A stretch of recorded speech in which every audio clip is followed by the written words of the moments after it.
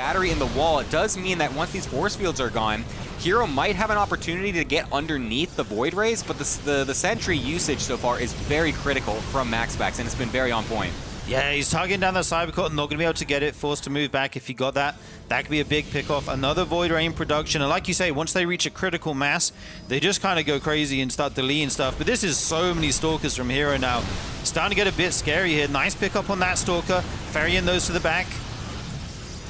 Yeah, we'll be able to save a few of those Immortal extremely low, so much better micro overall from Hero to keep most of these units alive, but still bleeding out a unit here and there. It does kill the Cybercore, which is nice, so he will know that there's not really going to be much more on the ground, just going to be a couple of Zealots, if anything. And I do like this addition of the Adepts as well now to split up the attention, make it more difficult for MaxPax to defend. Having the Adepts run into the main base, try to kill off some of the probes, while the rest of the army then tries to poke at the front once he has the opportunity to do so.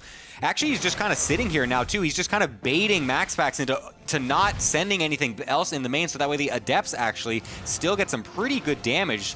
I feel like this is starting to go better for Hero just because he's not really losing any units. Yeah, and he gets another gateway there as well. One more Void Ray on the way, and Probe's still falling here. 7 falling so far. MaxPax still ahead in the eco, but he's got to keep that lead if he wants to keep outmining Hero on the 2 bases. One more Void Ray now joins the fray, and this is kind of the moment. Okay, he's actually going to block the natural of Hero as well. It says he definitely doesn't want him to expand, but I don't think Hero has any intention of doing that as he pokes in again. Going to try to pick off units. One Stalker falling there at the front. There's Sentry all alone at the front there. Yeah, that's actually really big, because that adds so much energy, and the force fields are really the only thing keeping MaxPax alive in these engagements, because it doesn't allow Hero to just run up underneath the Void Rays. You can see every time there's only 1 or 2 force fields getting thrown down on the ramp, so it's blocking everything and just kind of pushing the Stalkers to the side. Finally getting that Stargate is Hero, so now there's going to be extremely limited, if any, production from MaxPax, and so this is now an opportunity for Hero to really start to swing things as the wall is also open. So you can see he tries to get underneath the Void Ray, but doesn't quite get the first one. Will get it with the second volley, and then backs on up.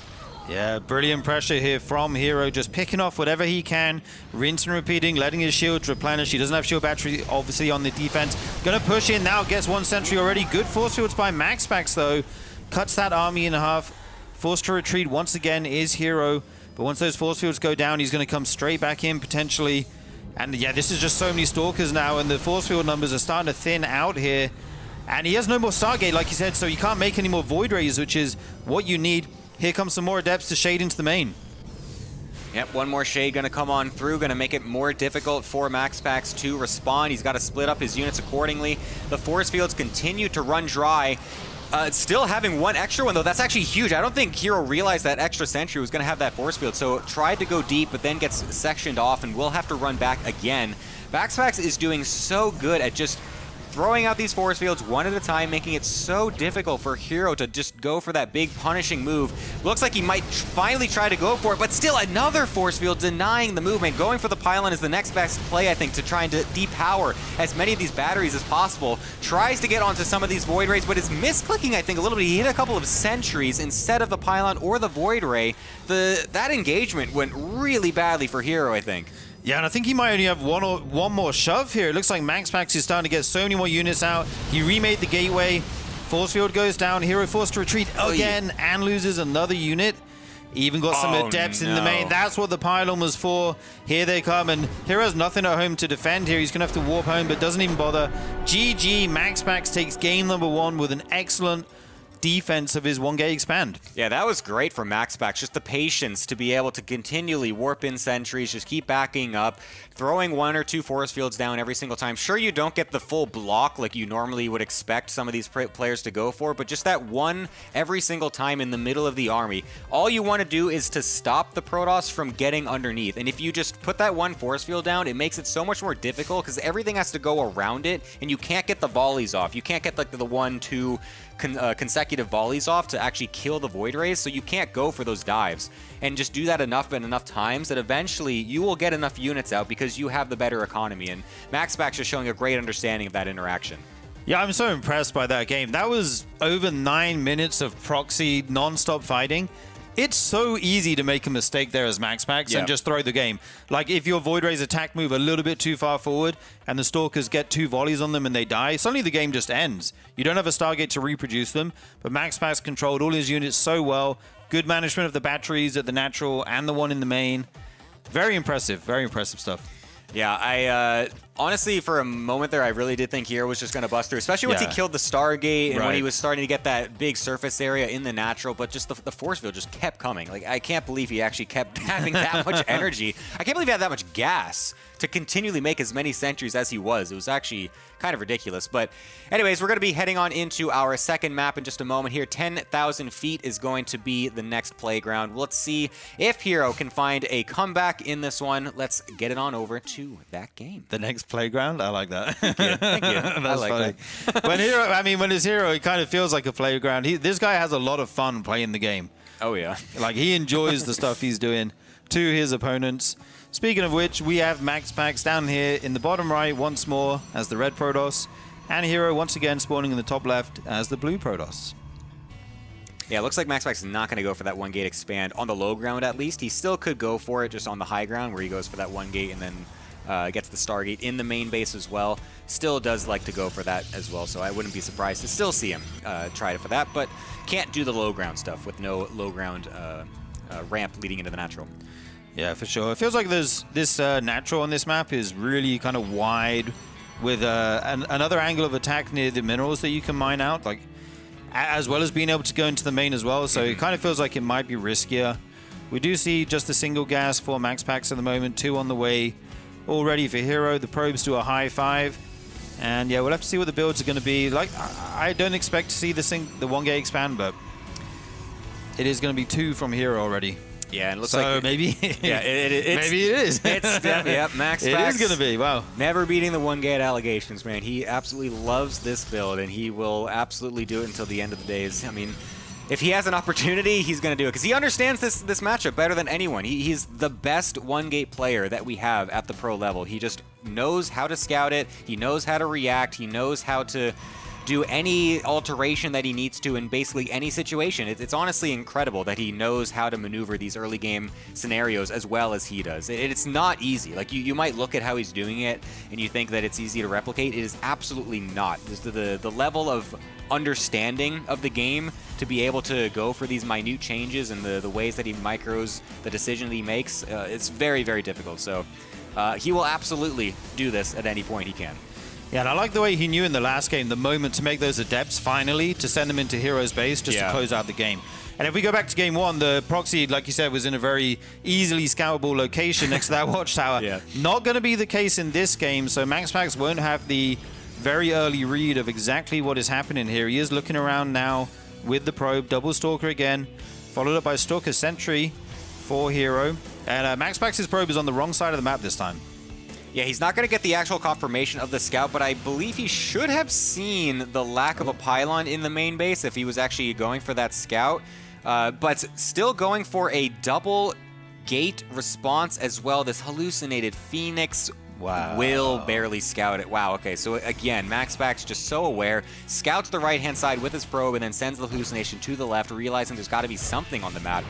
Loses a probe since the battery is not quite ready, and the sentry also needed to get microed back for just a moment, but still very good micro overall from MaxPax. I do like that Hero is being so aggressive with these units, though, just trying to waste as much battery energy as possible before the real attack actually comes. Yeah, like you said, without a ramp at this natural base, he's able to be way more aggressive. This sentry has to get out of there. Another force field will actually not confirm the kill.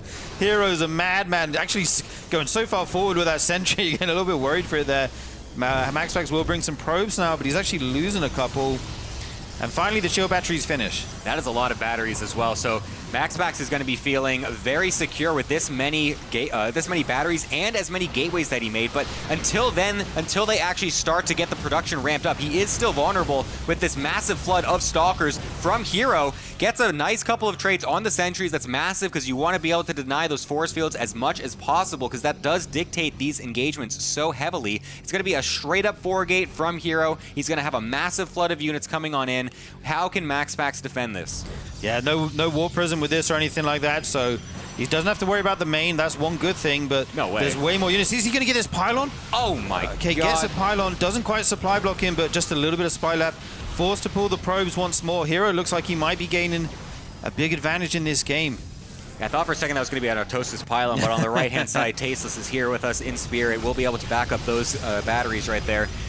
The micro potential here from Hero is still so large because he's got such a big area on the left-hand side. He can always go in and out. He can always attack the Nexus if he wants, attack some of the probes, and then go into the shield batteries and the units. He has the real estate to go for these moves, and it's on MaxPax to kind of try to like bait him into the right position. Hopefully he gets a force field in a correct position or whatnot. Hero now trying to go a little bit deep. One force field, not enough to block as many units as possible, so he will get a couple of nice one-shots onto these Stalkers, and he's not losing too much himself, so he will start to try and swing this to his favor. But will this actually be enough? Because MaxPax still has a decent amount of production. Yeah, MaxPax's losing probes, but he's still 6 ahead, so he's fine with the eco as it is, as long as he survives. Here comes the next warp in, though. This might be the tipping point. The shield battery's really putting in some work here, trying to save as many units for MaxPax. That one Stalker just living, but finally falls. And right now, the Stalker numbers look almost even. Just a couple more for Hero, and with the shield batteries, but here come the Adept shading into the main gem line.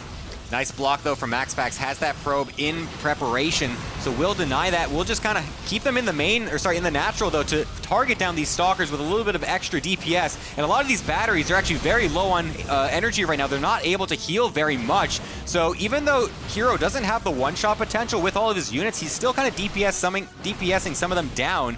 A Zealot being used to try and tank some of this, but the Adepts are going to be pretty decent against that as well. This is so, this is just so down to the wire. This micro is absolutely ridiculous from both players. I don't even know who's going to win at this point, but I feel like MaxPax is starting to get a nice swing, especially with that probe surround on the left. Sick probe surround, says no escape for these Stalkers, and they are probably all going to fall here unless Hero can get them out somehow. One remaining, that one joined his buddies, but that's too much damage there. Hero losing too many units. MaxPax up 2-0 right now. Jeez, man, he is just so good at these early game micro interactions. Yeah. He just knows exactly what he needs every single time. That response was a different one as well. He didn't go for the Stargate that time at all. Just going for the pure gateway response to the 4-gate and just getting barely enough units. Just having a massive amount of batteries. Like, there was like 6 batteries there. It was insane. Like, I can't... It's ridiculous that he can come up with these responses every single time against one of the best micro players in the world. Yeah, Hero is no slouch at pulling off these, proxy builds and these aggressive builds. There was a moment there where he dived, and I think he got 2 Stalkers of MaxPax. And I thought the game might be ending soon. Yeah. But like you say, he saved all his units so well. Falls back to the shield batteries each time. Hero was going around the Nexus and trying to bait him into an engagement away from the batteries, but he didn't kind of take the bait too easily. I really like the way he played it, and yeah, amazing 2 games so far. Yeah, MaxPax up with a nice 2-0 lead. Nice to start this off. And before we head to a quick little break, just another shout out to the Patreon. So if you guys are needing to spend some money, if you want to spend some money, I've got the best place for you to do it. It's on our Patreon. It's helping us fund these events. We've been so appreciative of all the people that have helped support us already. So go ahead, take a look. We got lots of different tiers depending on how much you can spend and what you want to get from it as well. Plenty of stuff to look at. So we would love to have some of your support for our little events here. For now, we're going to take a quick break. We'll be back with this series after just a few minutes. Welcome on back, everybody. We are midway through this first series of the day. MaxPax coming up 2-0 so far. One more game, and he's all the way into the next round. Welcome, State. You're here to close out this little series. How'd you enjoy that quick start of the PvP? It was a lot of one-basing, man. Yeah, man. I really thought when we moved to the low ground expansion in game number 2, Hero was probably going to be able to break MaxPax, but honestly, his defense has just been so tight in this series. If I'm MaxPax, I'm just going with the 1-gate expand every single game, and I think it's probably what he's going to do. Yeah, no, I would be very surprised if he switches it up. I mean, it is his bread and butter. He is so good at that style. Like I've already been saying, he knows the ins and outs extremely well, and it puts the pressure on the other player. If they don't understand how this interaction works as much as he does, they are going to be the ones that are going to be going for the all-in, and he just understands how to respond to all these different all-ins. So I would not be surprised if we see basically a similar reaction, interaction with this potentially last game.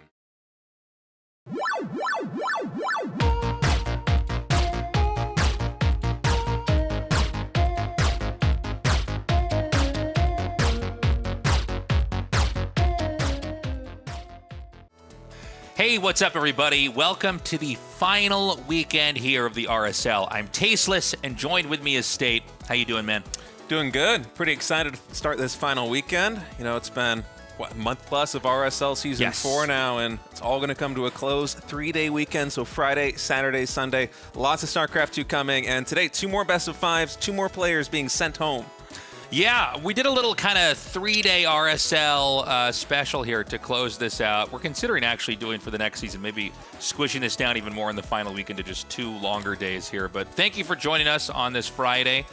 Here are what the brackets look like so far. So we've got Maru and MaxPax up here in the winners. Today, we're going to be going down into the losers bracket. Cure, Trigger, Byun, and Rogue are going to be battling it out. And whoever loses the best of 5s today is knocked out of the RSL. Yeah, winner's going to be advancing eventually against the winner versus Maru and MaxPax, which is just going to be, you know, a headbanger of a match there in the winner's match. I mean, PVT, MaxPax, Maru. Protoss players have been winning so far in RSL basically every single season, but Maru's been looking so good. Yeah, I mean, he's been looking really terrifying here. So you're joining us right now on our One Friday broadcast. We're going to be back tomorrow for a pretty short day of RSL, and then the day after that, it's going to be the final day, and we have it stacked with a ton of matches here. We're trying to really get as much juice out of the finals as we can squeeze here. So we're going to have an early start on that day, and that's going to be at 4 p.m. KST. So be sure to join us then.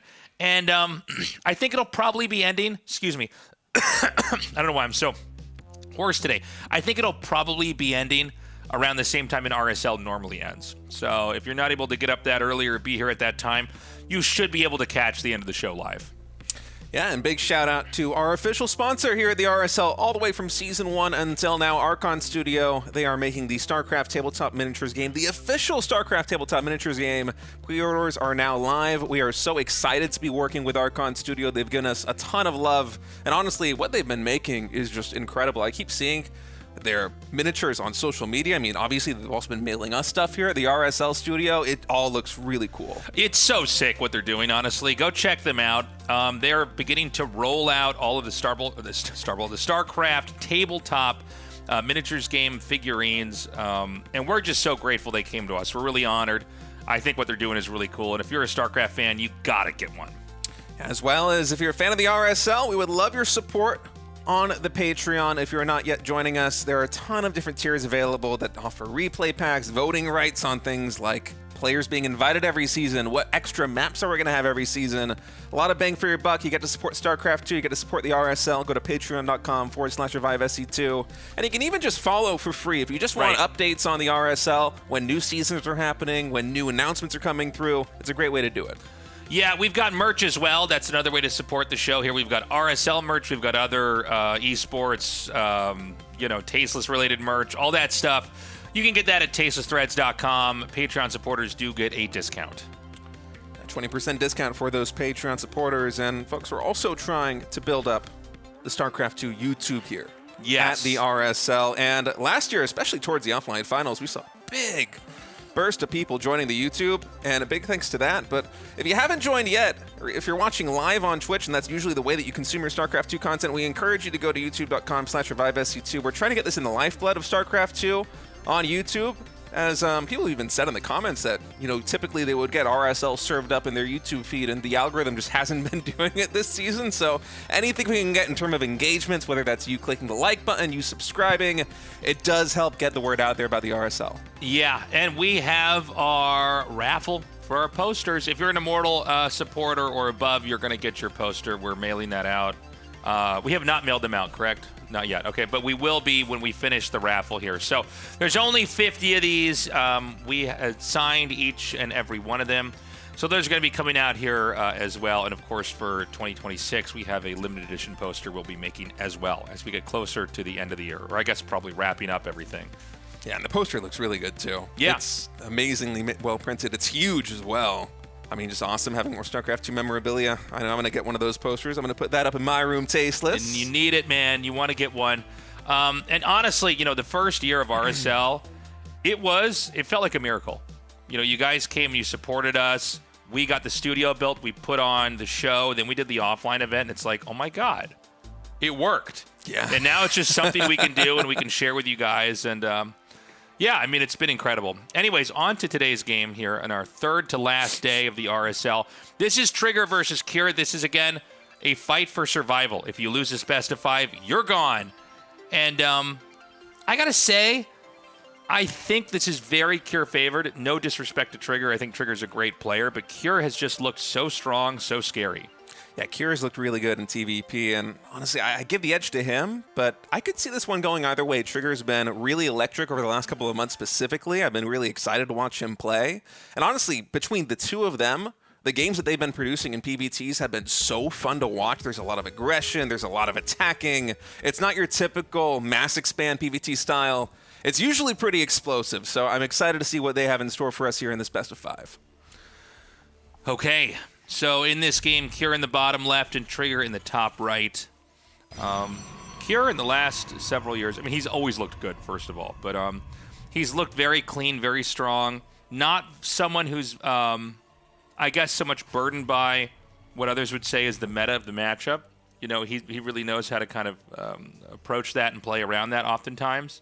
Trigger, I got to say, for me, has been one of the newest players I get to cast here in Korea. He's been a very good player for a very long time, but, Korea is so saturated with high-quality StarCraft 2 players that it's kind of hard to get anybody who's going to bubble up to the surface when you've got players like Kira or Maru or all the rest of the guys who are so strong here. So I think this should be a fun match going forward. Trigger's going to send his probe out across the map immediately. Kira's gone for tech. Probably this is going to be tech into expand unless we have some surprises. Yeah, just a one gas opening here for Kira, so likely going to be a very fast expansion. And I wonder whether either of these players are going to be taking the in-base natural expansion relatively quickly here. I kind of thought when I first saw Celestial Enclave as a mapping added into the pool that we would see really fast third bases taken with that pocket expansion, but it seems like the pros more and more have just been favoring taking the full mineral expansions, even though they are a little bit more risky. So we see Kira getting ready to throw down the natural here. I think there's some interesting ideas to that. Obviously, on a map like this, you can scout their pocket base, right? But you can also prevent them from scouting that if you put a little bit of effort into denying that. And, if it's not clear when they took their third and you can hide it, you could do something even sneaky like do a 2-base timing push when they assume that you're just going to take that free base. So there's definitely some mind games here. I wouldn't even mind seeing a map where you have a pocket base, but there's no way to scout it as easily. And just kind of see what strategies that creates. Yeah, I think Celestial Enclave is the first map to actually feature these worker-only pads, though. And I'm excited for the next Team Liquid map contest because I really want to see what map makers can do with some of these new tools and new features they've been getting. It's a lot of fun. It's good to have these kind of mix-ups here in StarCraft 2. I think changing maps is a great way to do it.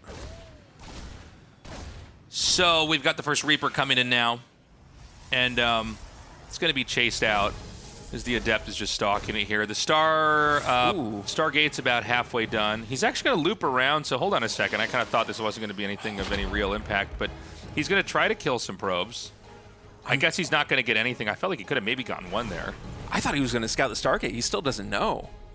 Oh, I'm so glad you pointed that out. I hadn't even noticed that. Yeah, you're right. He's completely missed the Stargate. Yeah, at this stage in the PvT, there should only be 2 pylons, and so here he didn't quite dive deep enough with that Reaper. I guess he didn't want to risk losing it to the Adept, but he could have gone in towards that mineral line and just seen the full aura range, the power field of the pylon. If he had just gone a little bit closer to that assimilator, he would know it's a Stargate because this is a little bit off the beaten path in PvT. People almost always go Twilight. That used to be for Blink. Now oftentimes it's Charge first in a Blink. But Trigger just going straight into the Phoenix, and he's going to be banking them, I think. So if Cure goes for a really fast Widowmine drop, this could get just shut down immediately by the Phoenix. Yeah, I feel like generally if you go for Phoenix, the only time you're going to see a Phoenix early is a hallucinated one, right? So I think he does want to pull that for sure. And then, Yeah, I mean, this is going to be a bit of a surprise. He didn't see the Stargate. He knows there should be some tech, right? You don't scout a gateway in a cybernetics core and go, huh, I guess he forgot to advance in the game. But not seeing it can throw you off, right? And, you know, the Phoenix, it's not like it's the most common route, right? Like, this is not like a mainline, or I guess one of the most common PvT builds you see, right? Like, as you were saying earlier, like, we see Stalker with Blink and Robo a lot more often. We also know that Cure, I feel like this guy always Widowmine drops. Every game. He loves Widowmine drops. Yeah. He loves aggressive maneuvers, just no matter what they are. It's either a Widowmine drop or it's like a siege tank push with 3 barracks and no starport. Right. Oh man, this pylon not being done yet means it doesn't actually have the vision to spot this, but he might have actually just seen it somewhere else. The Phoenix are going to intercept this. Medevac gets taken out. Widowmine gets lifted. Oh, that was nasty. That's How did he know that was there? He must have just glimpsed of the Adept or something, but... Yeah, or maybe he knows that a lot of times you use the Hellion to basically like scout for that could also be the it. medevac drops. You're like, oh, he's coming from this side because the Hellion, like, why is there a lone Hellion, you know, scraping the very side of the map here? That was sick. Okay, so Trigger, he gets the kill on that, and you know, Cure, he doesn't always do damage with those Widowmine drops. A lot of times, like, they each kill 1 or 2 probes, and maybe he loses a Widowmine, but that did literally nothing. Like, he lost 2 Widowmines and a medevac for free. Yeah, Trigger basically accomplished what the objective of the early game build was, which is to secure a very fast third base. Hopefully Cure goes for something really tech heavy, like a Widowmine drop that is good at killing workers but doesn't have a lot of firepower, and that's exactly what happened. He was able to clean that up with ease, and now he's able to really build up his economy. Third base is going to be done in just a moment. Twilight Council now finished. Charge is getting researched. We have the Robobay nearly done as well. And so the composition for Trigger in a couple of minutes is going to be a ton of Charge Zealots, an Immortal or 2, and then the Colossi. And that's right around the time that Cure should also be power spiking. But Trigger's just going to be, I think, a little bit bigger because those Phoenix were able to get him all of this control in the early game. So the Phoenixes are just, you know, looking for any free pickoffs they can get. And Cure, I mean, he might be moving out here. Stim's almost done. There's no third CC. And there's not going to be one for a while here. So, you know, we were talking about this earlier, but it kind of came true, right? I mean, you can just do a big 2-base powering push and come out. And one thing about Phoenixes is, like, they're not good at taking on a massive Terran units. Like, they'll all disappear before they can do anything of use here. And so sometimes a 2-base push, in my opinion, can be one of the stronger moves against early Phoenixes because there's no way for Phoenixes to really deal with, like, a massive amount of units all at once. They're better at kind of harassing and picking off drops and stuff like that. Drop now going into the pocket expansion here at Trigger that will be heading into the main base as the Phoenix has recalled back home. Meanwhile, here also attacking the third right now with a bit of Bio. Marines just completely vacating the main mineral line. So 4 probes going down, a lot of lost mining. I don't even know if we have enough warpins here for Trigger to actually clean this up. He is able to parry the attack at the third base, but Widowmine's also getting good shots. And honestly, if Cure Stim's in right now, I think you just take down those 2 Colossi. There's nothing to protect him. Yeah, you know, it's funny. I thought he was just going to do one big push at the front, but the drop just separated what Trigger needed. Excuse me, let me rephrase that. It separated the army to where really the weakness was just exposed there. He's going to lose all of these probes. And even though Trigger had this amazing lead by shutting down the drop, at this point in time, now Cure is wiping out all these key robo units. Yeah, Trigger's just been completely reset. He lost 30 workers when all is said and done. He lost both Colossi. The new one is going to be made in just a moment, but I mean, he is just limping into this mid-game now. Cure, I honestly didn't think he was going to have a window to get much done. The way all the upgrades were lining up there for Trigger, the way that Charge was going to be done at the same time as Colossi were going to be on the map with a Phoenix to deal with any drops, but he caught Trigger being a little bit greedy with the Phoenix positioning. He got 2 medevacs into the main base. There weren't enough warp gates to actually deal with a double drop, and everything just kind of started falling apart. Yeah. And it's not that Trigger can't recover, but it's going to be hard. A lot of times when you see a whole wave of robo units wiped out, Colossi, Immortals, but even like, you know, War Prisms and a couple of Observers, stuff like that, it really does hit like a big reset button for Protoss. They've got to start to rebuild that. And in this game, he only has 1 robo. Not that he's supposed to have 2, but obviously it just takes so long to increment that all out. And I'm worried that the second wind-up and attack from Cure could be fatal. I really like this move by Kira too. He's throwing down a second starport, I think because he knows that he did so much damage to Trigger's economy and reset the robo count.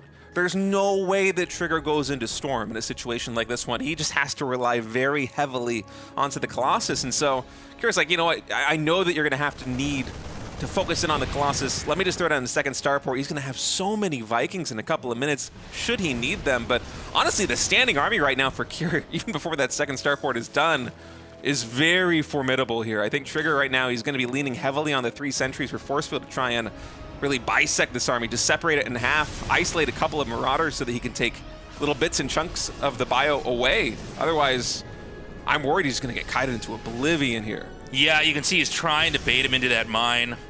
There's no observer at all here, right? Okay, but he knows. So. He sees what's happening. Okay, so he baits that out and gets rid of the mine. Right now, Kira 156 supply to 128. Yeah, second starport coming online now for Kira. Vikings growing in numbers, and I think once he gets enough of these Vikings on the map, he can just go, because Trigger, he's adding in even a second robotics now. It's really just these Robobay units that are his DPS. Besides that, he has a couple of Zealots, a couple of Stalkers, but no Forge upgrades. The first Forge just now started here for Trigger, so yeah, this is so bad. In terms of damage, there's so little.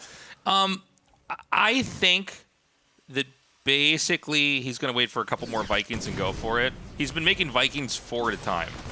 And you're going to have way more stopping power for Colossi with 4 Vikings at a time than you are going to have Colossi coming out of 1 Robo. And I know his second Robo's finishing right now, but like we already have the Vikings here. Like I think this attack will probably hit before the next unit that would come out of that secondary Robo comes out. Yeah, and it seems like Trigger's already starting to pivot into Disruptors, but unless he gets some really explosive shots on this Bio Ball, I'm not seeing it here. I mean, because that is a lot of Vikings tasteless. He is enough to just quickly dispatch these Colossi the moment the first engagement happens, and the Stalkers can try and kite a little bit to buy time here in the center of the map, but with no Forge upgrades at all. The Gateway units here for Trigger are not going to be pulling their weight. Okay, beautiful EMP. It hits like literally every unit that's there. Disruption shot, good dodge there from Kira. That could have cost him everything. But Kira is going to advance on this position here, and we're in between disruptor shots. One more Colossus goes down. And Colossi getting focus fire down. Kira going to be microing into the natural expansion. One more disruptor shot. Ooh, good split there by Kira. It is able to catch one of these Vikings, but not more than that. The second disruptor shot is going to connect on a lot of bio, but there's just so much left standing here for Kira. GG is called, and Kira's going to take game number 1 here in this best of 5. That was insane. Kira just like so strong back there. Had a pretty bad opening by losing with the drop, but really did a great job. You were pointing out he dropped that pocket base area. There wasn't actually an expansion there, but that allowed him to get into the main, and that left the 2 Colossi isolated. They were just standing there at the third base, and that was wiped out. And there were a lot of other important things that happened in that game, but that's really where Kira got the leg up. And then just having the double starport with 2 reactors total, so he's getting 4 Vikings at a time. Like, the Vikings wiped everything out, and all he had to do, the Vikings can tank as much damage as you want.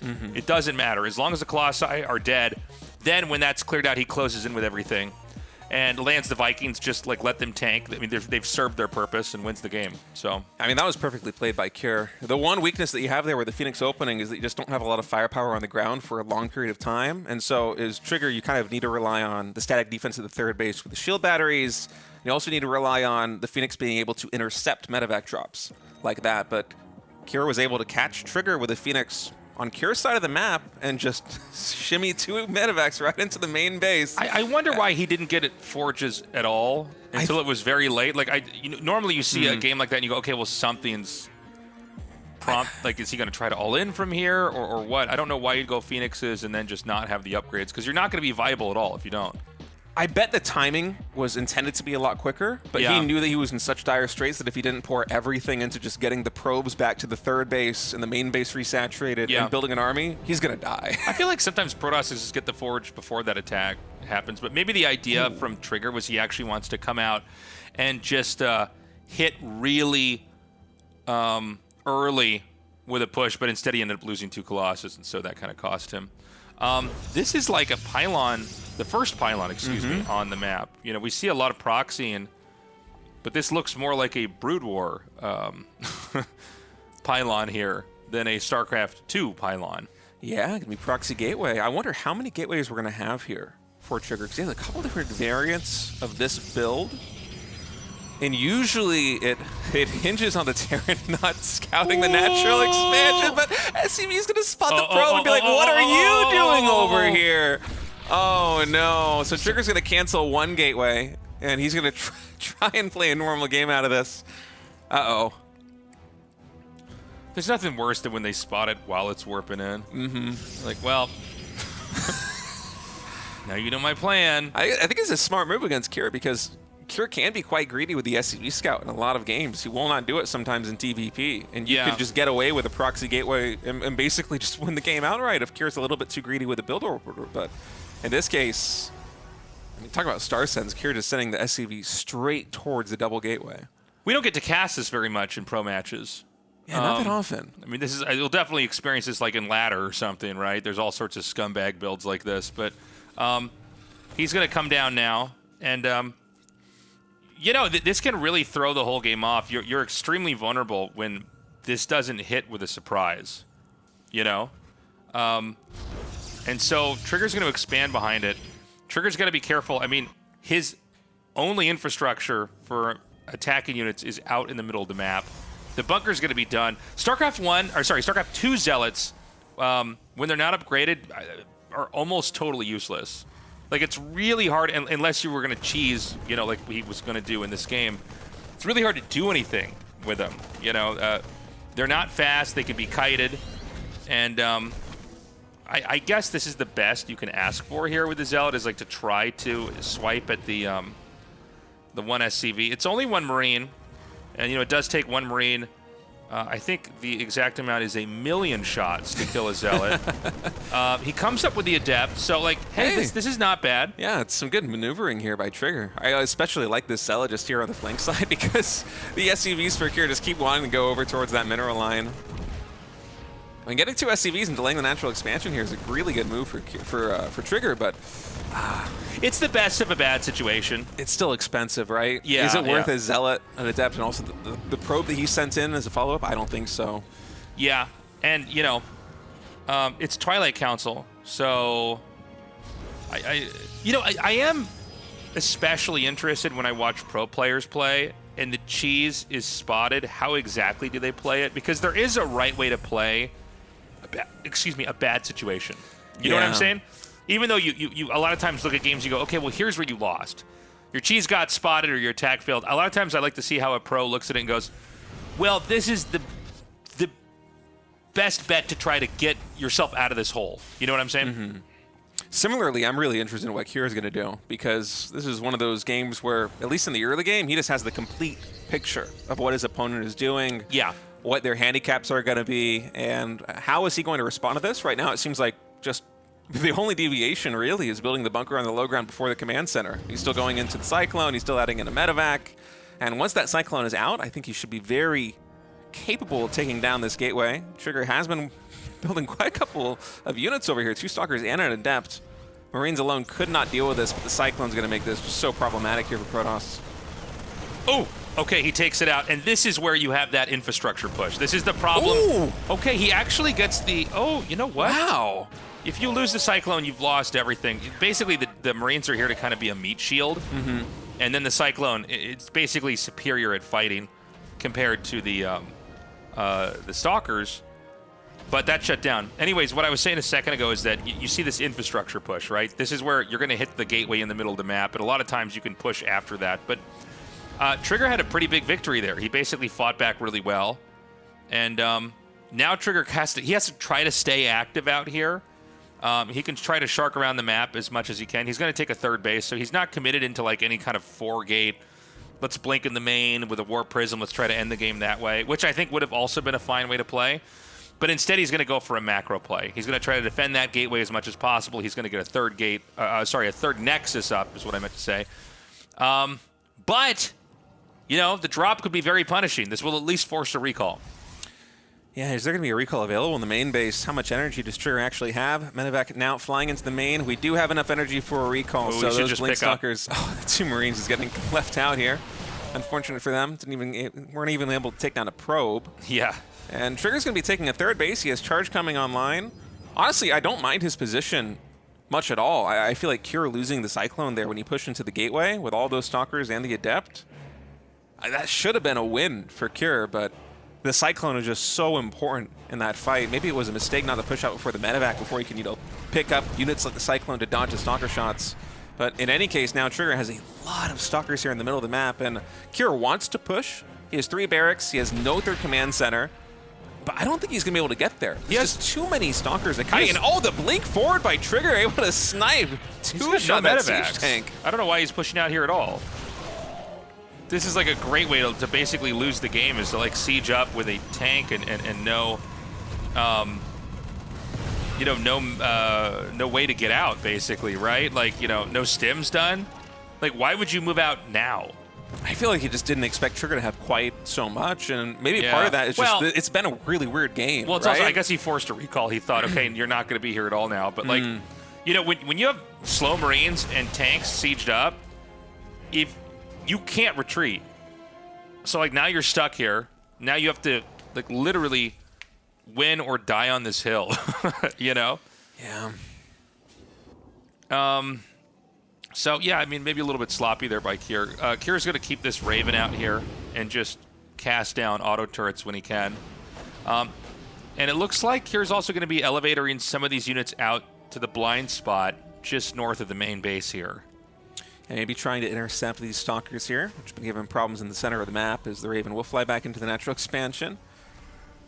Deciding not to drop the auto turret this time. And the game's quieting down a little bit. Kira is still building up towards a push. Oh, man. Doesn't quite get that medevac. Yeah, nice save there. And he really wants to just kill this gateway off here. And so he's finally going to get it. Again, we're far enough along in this game. This doesn't really matter. It's going to be a Zealot warp in here. Or, okay, yeah, it is going to be that. I was like, it's the old one Zealot worker harass. If Trigger's watching, might be able to dodge these Widowmine shots. Is he going to get both?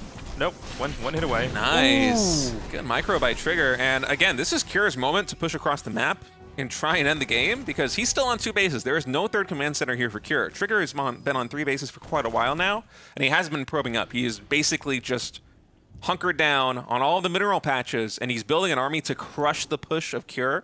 And any seconds that he can buy is gold. And I think Kira might be realizing that his window right now is just closing. Trigger's been able to buy too much time, so he's going to throw down the 3rd CC. Yeah, so he's going to try to do a push here, and this is going to get spotted. Trigger's doing a good job just fractioning these Zealots off and making sure he can at least see where the Terran army's at. And I think Trigger just wants to go in here for a fight. I mean, he should have enough, right? Yeah, Widowmines don't even get to burrow. And the Zealots are going to peel right on back. Really good fight here for Kira, especially, or for Trigger, excuse me, especially having the Warp Prism here just to pick up these stray Stalkers with Blink on cooldown. And here's Trigger going to dive in again. Looks like he's antsy for a fight. Blinks forward, not quite able to snipe that medevac. Okay, so you got to be careful here, is Cure. There's enough Stalkers you can't just pick up, right? The Stalkers will blink under. Same time, you don't want to overextend. This is Trigger going on to his 4th base about to finish, where the 3rd command center is going to be landing soon. So, like, Trigger's looking really good. This is becoming one of those Protoss versus Terrans we saw a lot of last year in the RSL, where you kind of just grow and tell the Terran to figure it out.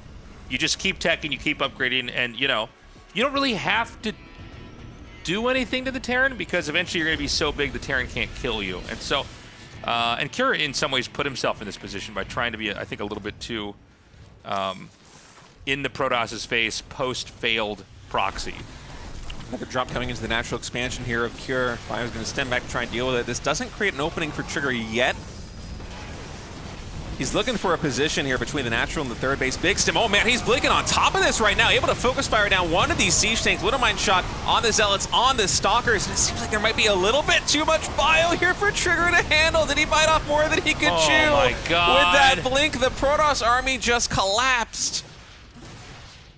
Oh, my God. What exactly happened back there? Well, Trigger's It seemed like he I guess he thought he had the right angle, but, excuse me, Cure's so good in these moments. Trigger was basically winning for almost the entirety of this game. Yeah. And, you know, that 1 overextension melted everything that he had.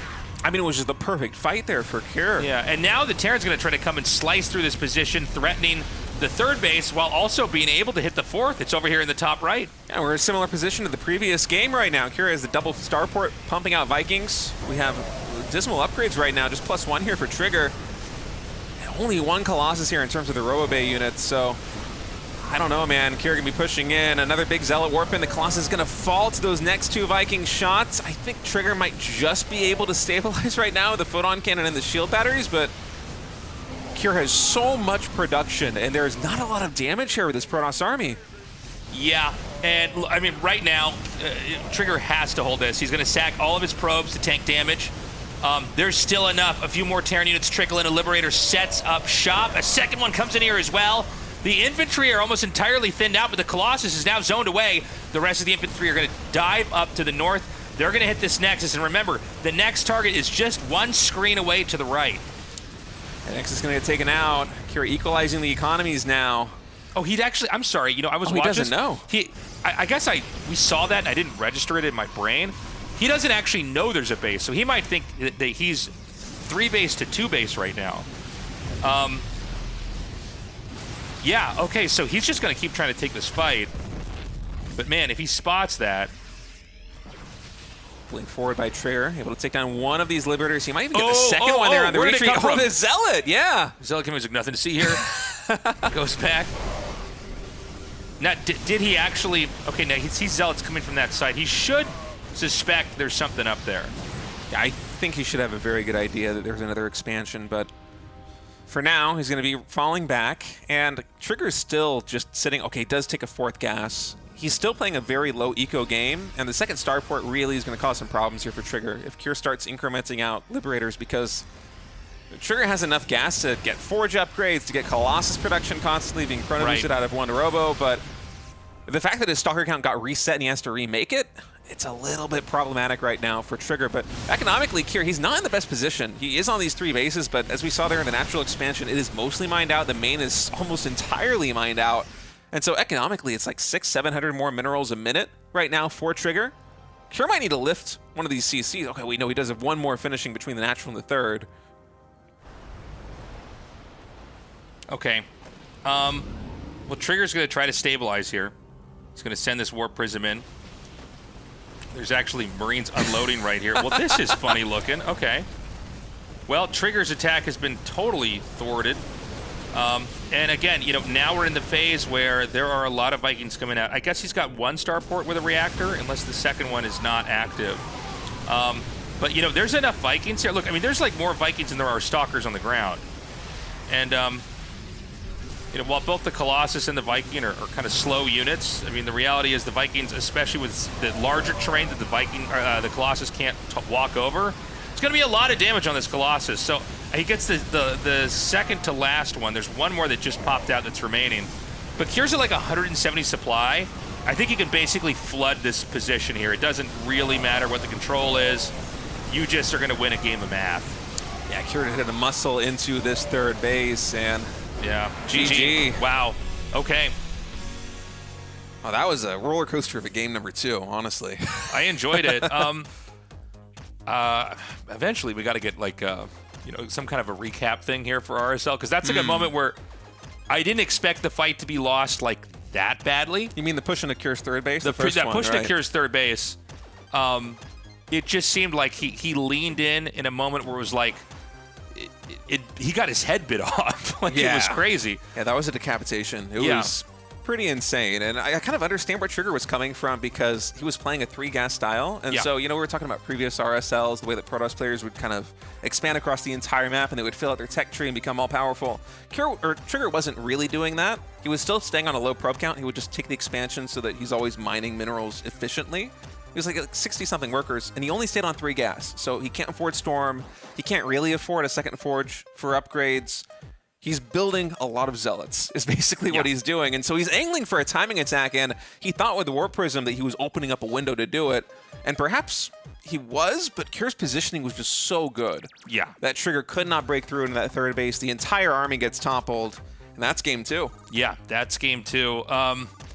Well, we're not done yet, guys. We have another game coming up. Hopefully 3 more if Trigger can turn this around.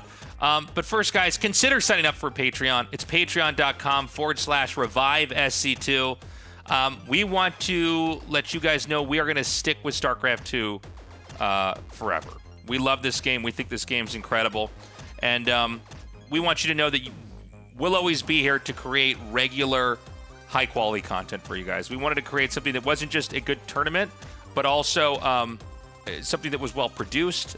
We just did our first offline event in December, and that went amazingly. But we wouldn't be able to do it without support from you guys. That's the state the game's in. And so far, the support's been tremendous. So if you haven't signed up yet, we do hope we earn your support. We're going to go to a short break. When we come back, Game 3 here with Cure versus Trigger.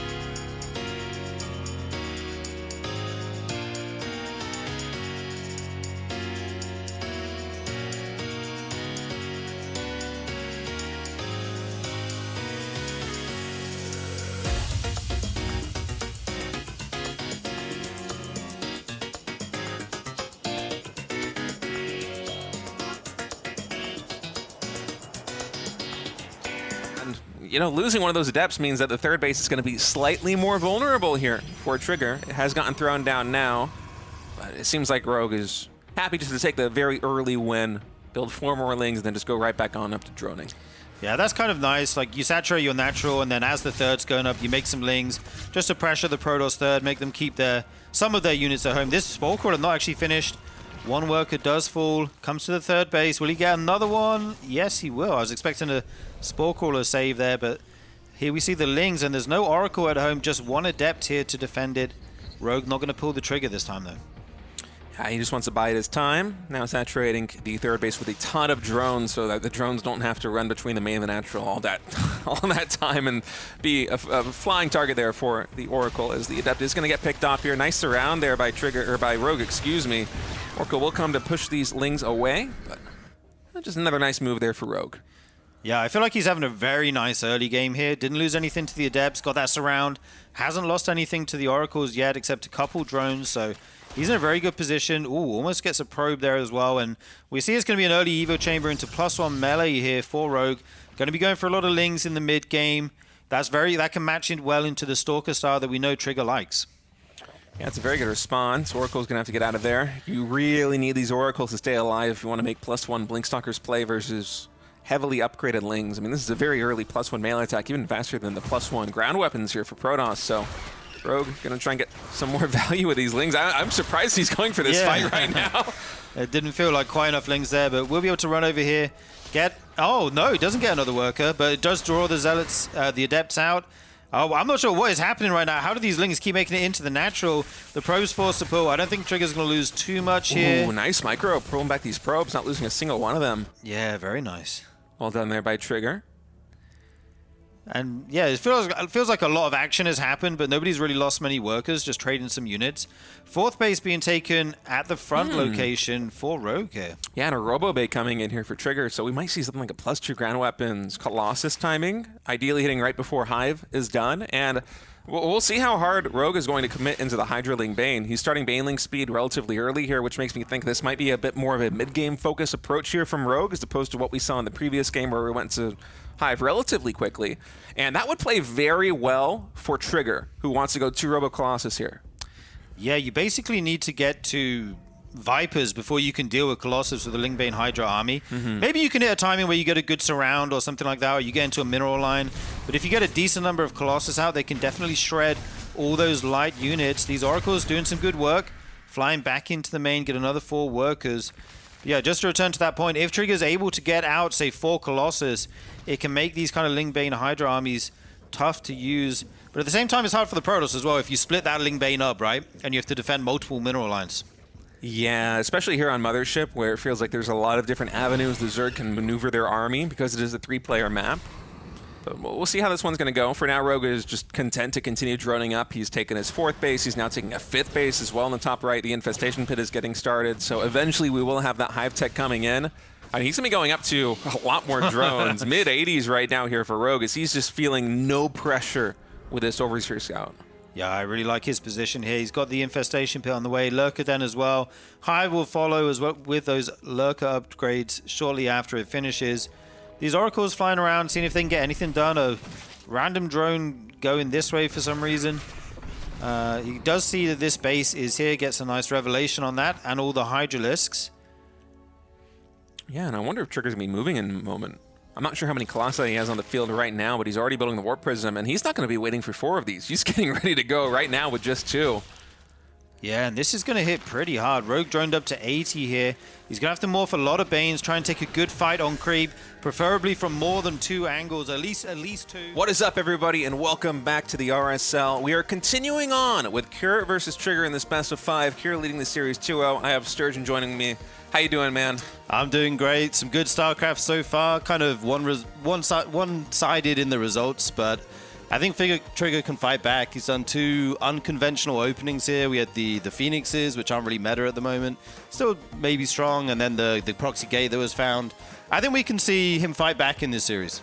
Yeah, I hope he does, because whenever Trigger and Cure play, I feel like they're a great match for each other. Like, their games are very interesting. Trigger oftentimes does these very unique builds. Yeah, it's fun in PvT. You know, one of the games I saw him play versus Cure recently, he went like proxy 2 gateways, similar to the way that he tried to do in game number 2, but he did it while having a gateway in the main base as well. So we said 3 gateways before Nexus. It was, oh man, it was a blast. So I love the unique edge that he's bringing to PvT, and I want to see more of it. I want to go to a game 4. I want to go to a game 5. Yeah, for sure. And I think once it gets into the mid game and the Protoss starts to take all those bases that we've started to see recently, I think Trigger's really, really strong at that part of the game.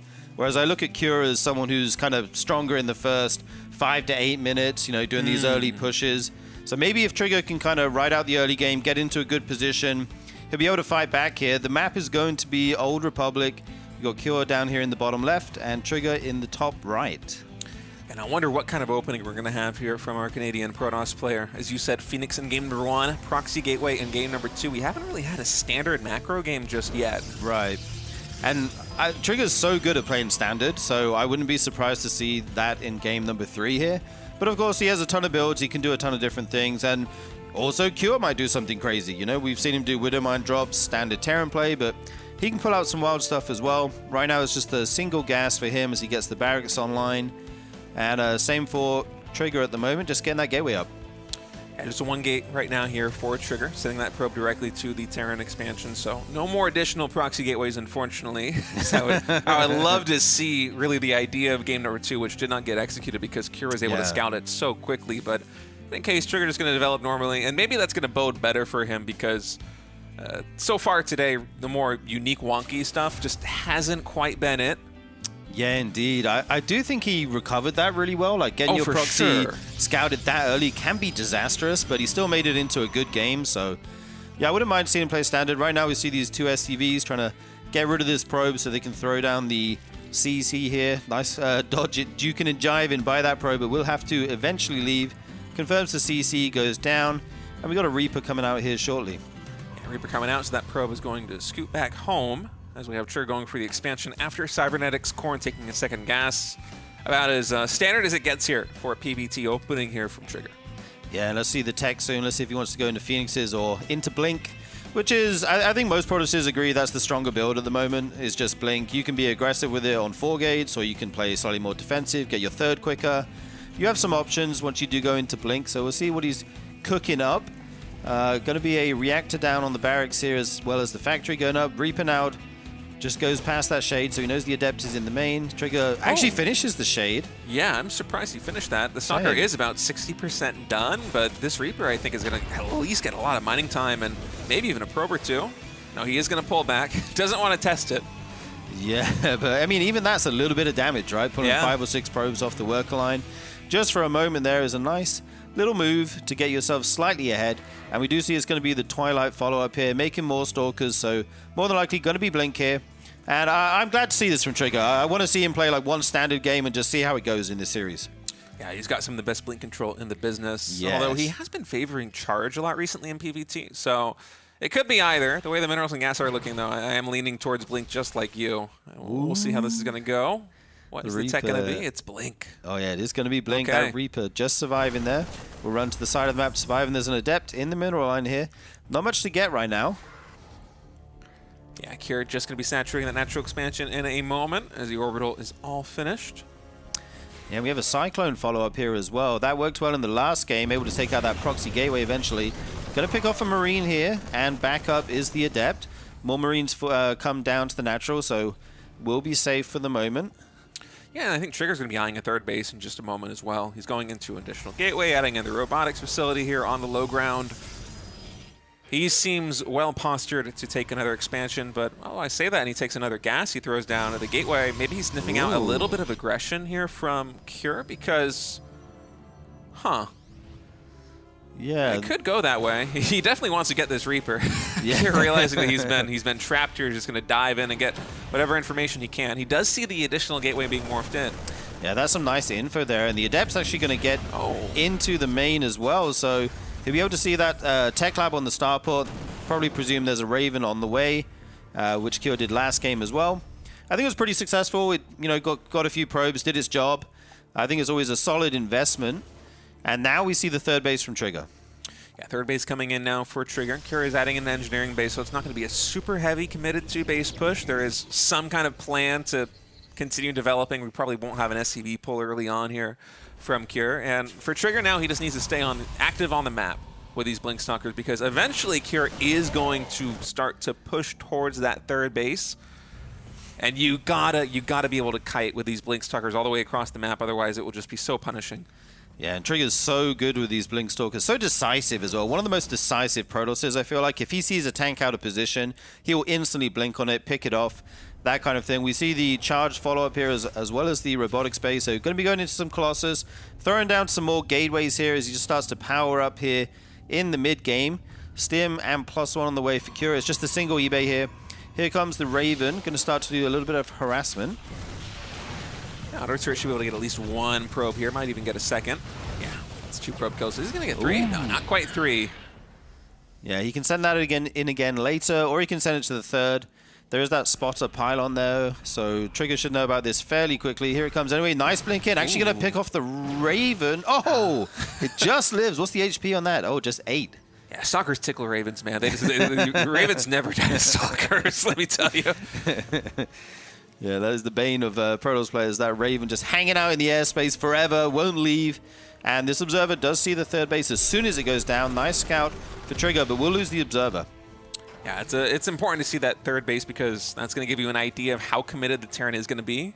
Whether there's a natural or a third base or not, Terran is still going to likely push towards your third base, just because that's the way that the build tends to go. It's the best use of the units that you've had, especially those siege tanks, is typically to go for this push. Ooh, I like this Stalker here, just spotting the move out of this double drop. So he knows about this very early. We'll have to run away with these Stalkers, but he sees the push come in. He's getting a single Forge at home for 1 upgrade, not being super greedy with 2 Forges. First Colossus on the way, as well as Thermal Lance. And if he could just pick off a couple units here, that would be really nice with these Stalkers. Yeah, Concussive was a little bit delayed there by Cure. I'm not sure if it was intentional or not, but the moment that his Marauder is connected with the Stalker and it did not slow down, you see him fire it right up there on the production tab. Oh, can this Raven get in here once more? We'll see the 4th base. A nice scout putting this Raven to use. Cure is moving across the map right now, and he's even going to stim and try and... I mean, that was quite an ambitious stim, but just check the Stalkers aren't laying in wait there. Yeah, now Kieran has his eyes set on canceling this 4th base here of Trigger. Colossus just finished up. Thermal Lance nearly done. Yeah, we do have the shield battery on the way. A lot of Zealots, actually. The shield battery finishes. Trigger going to pull the trigger right away. The siege tank will fall to these Zealots, and the Colossus getting some good hits here. The initial engagement looks great for Trigger. Yeah, that was a beautiful engagement there for Trigger. Colossus getting the shots in that they needed. Guardian Shield was right on time as well. I think the energy was like 75, 76 when Trigger went for the engagement. So beautifully done by our Canadian Protoss player. He's able to defend that 4th base. Kira back at home, he has been expanding. The 3rd base is now being morphed into an orbital, so he's continuing to power up, and now Trigger, that he's been able to deflect that first push, he can start to do the same thing. You see him adding in the second forge, you see him adding in additional production facilities in terms of the gateways. I wouldn't be surprised if we saw him take 1 or 2 more gases and eventually try to work up towards something like Storm, but if he decides to play it in a similar fashion to the way he did in game number 2, we might just see him build a Warp Prism after this next Colossus and really start to amp up the aggression. Yeah, indeed. I think he lost another Observer there, so he might want to make one of those at some point. He is a Warp Prism queued up, so we see that. Right now, Trigger's posturing at the front, just checking this Terran army is not caught out of position. The Vikings are ready, though. Trigger will just back up for the moment. I like that he's going into double forge as well. Get those upgrades going 2 at a time, really try and get ahead in the mid and late game. And I love Trigger's position here. I think this is the kind of StarCraft he is best at. When he's in this mid game, late game, he's going to throw down a ton of bases in the near future, if not just push the issue right now. Yeah, him adding in 2 additional Vespene Geysers is kind of a sigh of relief for me, because Kira has just looked so difficult to topple with these sorts of pushes so far in this series. His Trigger's going to continue poking forward. And Kira might at some point just lift this orbital and pull the SCVs and go in for the engagement. I'm not sure if he has the Viking count to do that just yet, because there are 3 Colossi. If there's 1 more production cycle, he might go for the lift. Because otherwise, your SCVs are going to get decimated for basically nothing, right? With all that firepower. But as it is, Trigger just continuing to try and shave away a couple of bio units here and there, filling out the tech tree. Now we see disruptors being added in, more gateways, a Templar Archives being fueled by those extra 2 gases. Yeah, I really like this play from Trigger. Being aggressive and then expanding behind it, teching behind it. And, attacking like this keeps the Terran army where you can see it, right? You're not being dropped in the main like we saw in game 1. You're not being flanked or anything like that. You know exactly what your opponent's doing. Maybe you don't want to overextend. He's doing a very good job of not doing that, just picking off what is safe to get and then backing up when he needs to. Yeah, I have to be very careful here as Trigger, though, because if Kira eventually decides to go for the engagement, those Colossi are going to have a hard time retreating. So you kind of have to commit to the fight if you go for it here. And Storm isn't online just yet. Templar Archives just now finished up. I don't know if it's actually getting started just yet. Is this just going to be for Archives? Okay, no, we do have Storm being researched. So eventually there will be AoE back at home here for Trigger. Should Kira win the fight defensively, as Protoss is continuing to push in towards this 3rd base. This is the main mining base right now here for Kira. Yeah, Kira cannot lose this base. Disruptor Shot just gets a single Marine there. The Marauder stim forward. It's going to start to chip away at these Zealots, and neither side wants to fully go for this, but eventually someone will have to. The Vikings onto the Colossus right now. Blink back from Trigger. Does he want to actually take this fight? Colossus low in HP, both in the orange here. I'm not sure who this fight is good for. It feels like it should be good for Cure, but Trigger just keeping him at home right now. Yeah, I think it's better for Cure. It's just very difficult as the Protoss player in this situation to try and zone out the Vikings here with the Stalkers, because the moment that you do, the bio is going to stem forward and just melt those Stalkers in the front line. And Sure, you see the bank right now, it's basically all minerals, very little gas. As Kira's going to be pushing the issue, he's actually going to fight right here in front of the 3rd base. No storms yet. Vikings are able to take down every single Colossus. Templar are now joining in, but I think between all of them, there's maybe only 1 or 2 storms. Wow, such a decisive fight here so far, but here come the High Templar. Can they change things? One falls immediately. So finally, they have enough energy. Yeah, the storms go down, but nice dodges here by Cure, keeping a lot of his army alive, even if it is low HP. Yeah, finally, man, I was worried when those Templars showed up because there was only one that was really warped in quite early. Everybody else was kind of waiting to get up to 75 energy. So luckily for Trigger, the engagement dragged out long enough that he was able to use those storms to kind of shoo away the Terran army, but he didn't actually confirm much at all in terms of damage on this bio. You know, the medevac's eventually going to be able to heal everything, but in terms of units lost, Cure, you know, he took a beating, but he didn't lose very much. Yeah, indeed. Behind this, though, Trigger is up to 6 bases, though, so trades are what he is looking for. Storm goes down not too much. That High Templar will fall. Nice spread out of the army here by Cure. A big arc all the way in front of this base right now. Gotta be careful with these High Templars. They're going so far forward. This one will just get away. No, it won't get away. It will fall down. And Trigger trying to push the issue still. Snipes another Viking right there. This Templar almost has enough energy for 2 storms. More getting morphed in. And man, the double forge really starting to pay off right now. +3 ground weapons, +2 ground armor going to be finishing here for Trigger in just a moment. Continuing to press the issue. Again, charging in. Does not want to give these medevacs any time to gather energy and fully heal up this bio. Is Kira now, he has to really rely on this planetary fortress to anchor the position. The medevacs are just so low on energy. Yeah, well, Trigger is actually getting ahead in the supply here. He's taking some really good fights. leveraging his better economy over time here. Nice spread out on these Zealots. Can send a few of those into the mineral line if he wants to. Start to hack away at these SCVs, do some economic damage, and Cure backs up, and Trigger takes that chance to kill a ton of these workers. Now going to move in with the Colossus. It's super low, but just surviving. Getting a lot of shots off. Almost 30 SCVs go down already, Stape. Yeah, the entire mineral line's destroyed right now. This Colossus even gets microed back there by Trigger. There's only one Viking gets taken out. Colossus on maybe 1 HP. The bio's still so low on hit points because there's no medevac energy at all. And so these Zealots, even the Zealot connections, are able to do big damage right now on this bio. And with the third base taken out, that's it. GG is called. Trigger is able to fight back. We have a game 4. We've got a series, guys. Trigger fights back, like you said. What a game. He was in control for so much of that game, like being so aggressive, expanding behind it, and it just felt like there wasn't really a good moment for Cure to take the engagement that he wanted, and then Trigger traded out his units with a better economy, just fight after fight after fight, ground him down over time. Yeah, that looked really good for Trigger. And I was a little bit worried when he was starting to posture in front of the third base before he took any additional geysers, because Trigger did that in game number 2. He was in a great position. He was up in expansions. He was up in workers. His mining was better, but he stayed on 3 gases in that game number 2.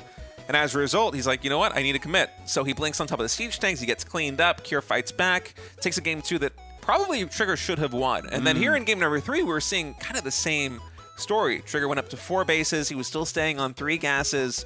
But eventually he decided to pivot. He took those gases at the 4th base. He added in the 2nd forge. Yep.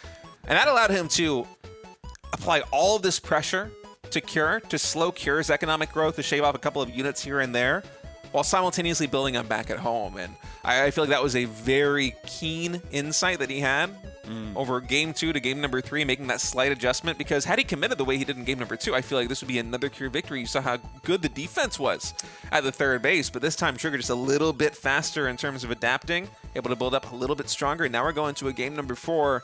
The map is loading in.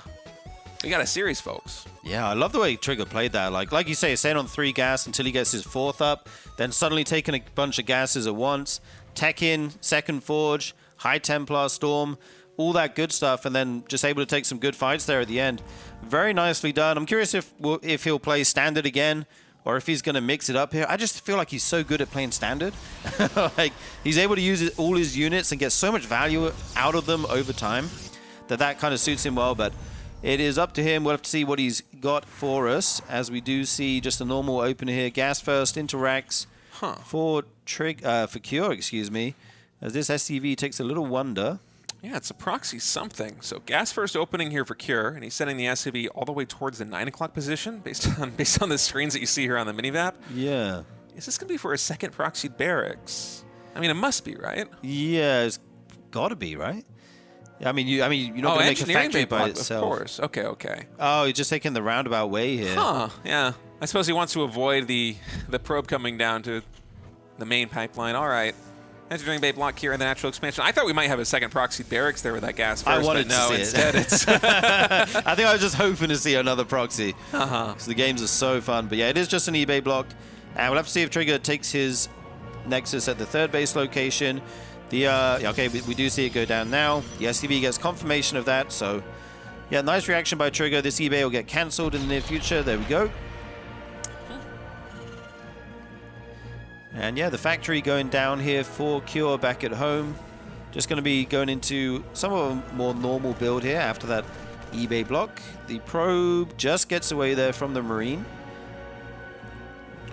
And I wonder where Cure is going to go with this. It was a gas first opening, which means he can still go for the expansion if he wants to, but his tech is going to be a lot faster than it normally would be. We just had 1 Marine churned out of that barracks, and now we have a reactor coming in as well as the factory. Natural expansion can be thrown down in just a moment. And usually when you see an engineering bay block like this from a Terran player, they're going to be going for some kind of push at the 3rd base. It becomes such a vulnerability for the Protoss, and usually it's a siege tank push, but there's a lot of things that you can do between now and actually activating that push. In this case, it's going to be Hellions actually for Cure, which honestly, looking at the Stargate opening here for Trigger, I kind of like that for Trigger. Yeah, it could be good. The one thing you can say is that Trigger doesn't have a wall at his natural because he's taking this Nexus down there, so the Hellions might be able to run by if the units are at the 3rd or something. Right now, this Adept goes up to the top of the ramp. Oh, actually, Shade's in back here to the middle. I'm trying to get his SCV. Oh, it will get away as the shot goes onto the Hellion, and the Adept will fall. Heck, you're going to be repairing that Hellion, so this will buy Trigger a little bit of time, and you can see him just chrono boosting out those Phoenix. The Phoenix dispatch Hellions so quickly once they get lifted because they are light units. They just absolutely shred through them. Yeah, I feel like this is going to come down to, can the Phoenixes find the Hellions before they get in a mineral line or anything like that? Oh, we're actually transferring a lot of workers back home here. That's smart by Trigger. He knows that he can't cover both the main base and the third base right now for the Hellions. The Phoenix are just a little bit too late. And this is the advantage of the eBay block, right? You kind of make the Protoss do this, otherwise they're going to lose a ton of workers. Deciding to focus on defending the main. The Hellions try to run by. Phoenixes get the good first pickup and the block. So these one Hellion will fall. They run down to the second base here. Only 2 probes, so can't be a ton of damage, but they do fall. Honestly, this might be the one time where it's a good idea to energy recharge a Phoenix. Just to lift up all these Hellions and clean them up, because the Graviton Beam is really the limiting factor right now in terms of these Phoenix being able to kill all of the Hellions. I wouldn't mind to see it. No, I would love to. That's kind of genius, dude. That would be really smart. One Hellion here goes to try and get back in the main. Going to be stopped by this Adept. And we have a Cyclone follow-up as well for Cure. He seems to be favoring that in this set today. And I think the question now is, does Trigger stop making Phoenixes here? We do see the Twilight going down, so probably in the near future. Maybe this is his last one. And then just try to make use of these, pick off a few SCVs, stop the drop like he did in the other game. Oh, the Hellions actually finally get in, though. I wouldn't mind if Trigger threw down a couple more Phoenixes, honestly. Just go up to 5 or 6, because it's going to be a long while until you actually have charge done. Oh, man. Come on, probes. Fight back. Fight back. Do it, probes. There we go. Cool to arms there, the probes, taking out that Hellion. Another Hellion falls down here as well. So I think overall the defense has been pretty good from Trigger, excuse me. Yeah, but the next push is going to be very scary here for Trigger. Yeah. I mean, Cure's already got a ton of Marines turned out. This is 3 barracks factory, no starport here for Cure. So he's really avoiding the strengths of those Phoenix. They'd be very good at dealing with Medivacs, dealing with Ravens, dealing with Liberators, really any starport unit. Instead, it's just Bio and Cyclones, and even the lock-ons here spreading the damage. Yeah, I love the double Cyclone here. It makes so much sense to be able to chase these Phoenix down, get a lock-on, and actually kill them. If you have just tanks, the Phoenixes float around for ages, and it's harder to track those down, so I do like that. We see Stim behind this, making a ton of Marines. Finally now add in a starport, and a charge on the way for Trigger as well. Yeah, charge's on the way, but only about halfway done. Yeah. Honestly, I wouldn't even mind some Stalkers getting warped in right here for Trigger, but I don't know how many gateways he actually has online. 2 more gateways are about to finish up. This pylon, the only pylon powering this shield battery, is going to be taken down. And Cure is being a little bit timid about this, but I think if he could see what we could see, he would be getting a lot more damage done right now. This is a big moment of vulnerability here for Trigger. Yeah, I agree. These Cyclones, such big units at this point in the game. Here comes this first Stim. The pylon immediately falls. The Protoss army is going to engage here with the probes, but do they have enough firepower? A ton of stuff already going down the lift up on a few Marines. That Cyclone in the back doing so much damage. Yeah, charge only just now finishing in. We don't have a pylon here for quick warp in, so the Phoenixes are out of energy. The Marines are able to take down everything here at the second expansion. Zealots finally now charging in from the natural, but even the shield battery working against them there. Excellent positioning here by Cure. And with no medevacs, no starport, just 3 barracks and a factory, he's able to push in. And I think finally, Trigger's gonna be able to stabilize just because there's no healing on these Marines. They're so deep in the red. But a lot of economy lost, so 21 workers. That's just it, GG called. Cure is going to advance to the lower bracket semifinal. And Trigger's out of the RSL, but that was a very fun series. And that's why Protoss open Blink usually. I love the Phoenix play. Like, I'm a big fan of Phoenix games, but it just seems so hard to deal with these early Terran pushes if they have the right unit comp. Yeah, it really is. The Phoenix is good at dealing with the tech-focused harassment, like we saw in game number 1, the Widow Mine drop that came in, or even in this game. I mean, you lose a little bit of mining time because the Marines have to come back, or the probes have to come back from the expansion all the way to the main base because there's not enough energy to actually deal with all of the Hellions. But after that, he was able to clean them up quite nicely. He didn't take too much damage in terms of probes. Yeah. But yeah, there's this big moment of vulnerability when you're waiting for either charge or blink or whatever the follow-up is going to be that Terran can just exploit. And Cure did that perfectly with the 3 barracks play. Yeah, indeed. 3 barracks, double Cyclone. I really liked his build choice here. It matched up perfectly against the Phoenix. We do see the bracket here. Cure taking it 3-1 over Trigger. Trigger unfortunately out. Cure will move on to play the winner of our next series coming up shortly, which is going to be Bjorn versus Rogue. Yeah, that's going to be a lot of fun, and I'm a little bit sad to have Trigger eliminated here, but I'm sure we're going to see him again in the next season of RSL. This guy has been looking so good recently and just keeps getting better. Excited for his future here in the RSL. Yeah, Trigger's become a top player in such rapid fashion over the past year or two. Yeah, it's fun, isn't it? It's amazing. Like, this late into the game, to see him shoot to the top has been really cool. What's also really cool is the merch. State, tell me about the merch. Beautiful. Oh, you're going to make me do it. All right, great. I'm going to pass it off after I butcher it. Folks, tastelessthreads.com. Get your RSL merch. Get your Tastosis merch. Get your general gaming merch. They got mouse pads. They got pins, shirts, hoodies, mugs, everything that you need. And a 20% discount for Patreon supporters. 20%. It's the perfect what am I trying to say? Package. My goodness. All right, guys. We love you. We're going to take a short break. When we come back, it's going to be a banger of a match. Byun versus Rogue in a best-of-5 elimination. You don't want to miss it. We'll see you soon. Make no mistake. War is coming. With all its glory. And all its horror.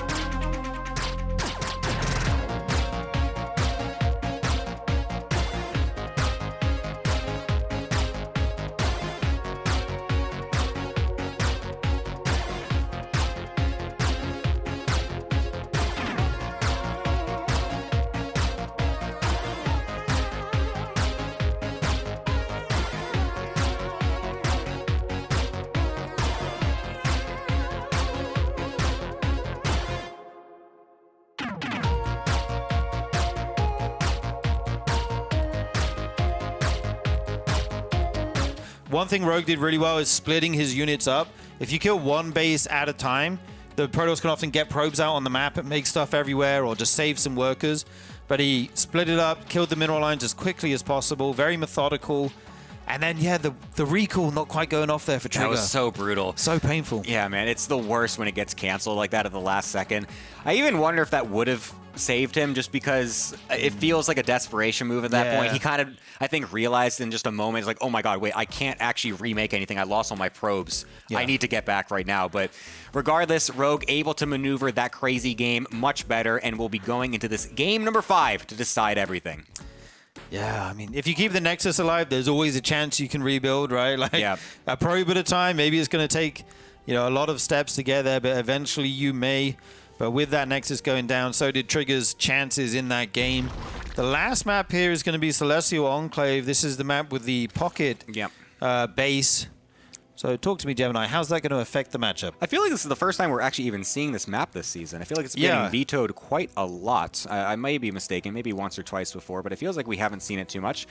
Honestly had a moment there where I was thinking, like, did they host the wrong map? I was like, I thought this map got kicked out because we do have the Patreons also vote for a couple maps to remove to then replace with the new voted ones in. So for a second, I thought this map wasn't even in the pool anymore. But anyways, yeah, no, this map is definitely interesting because it has that backdoor natural, like you're mentioning.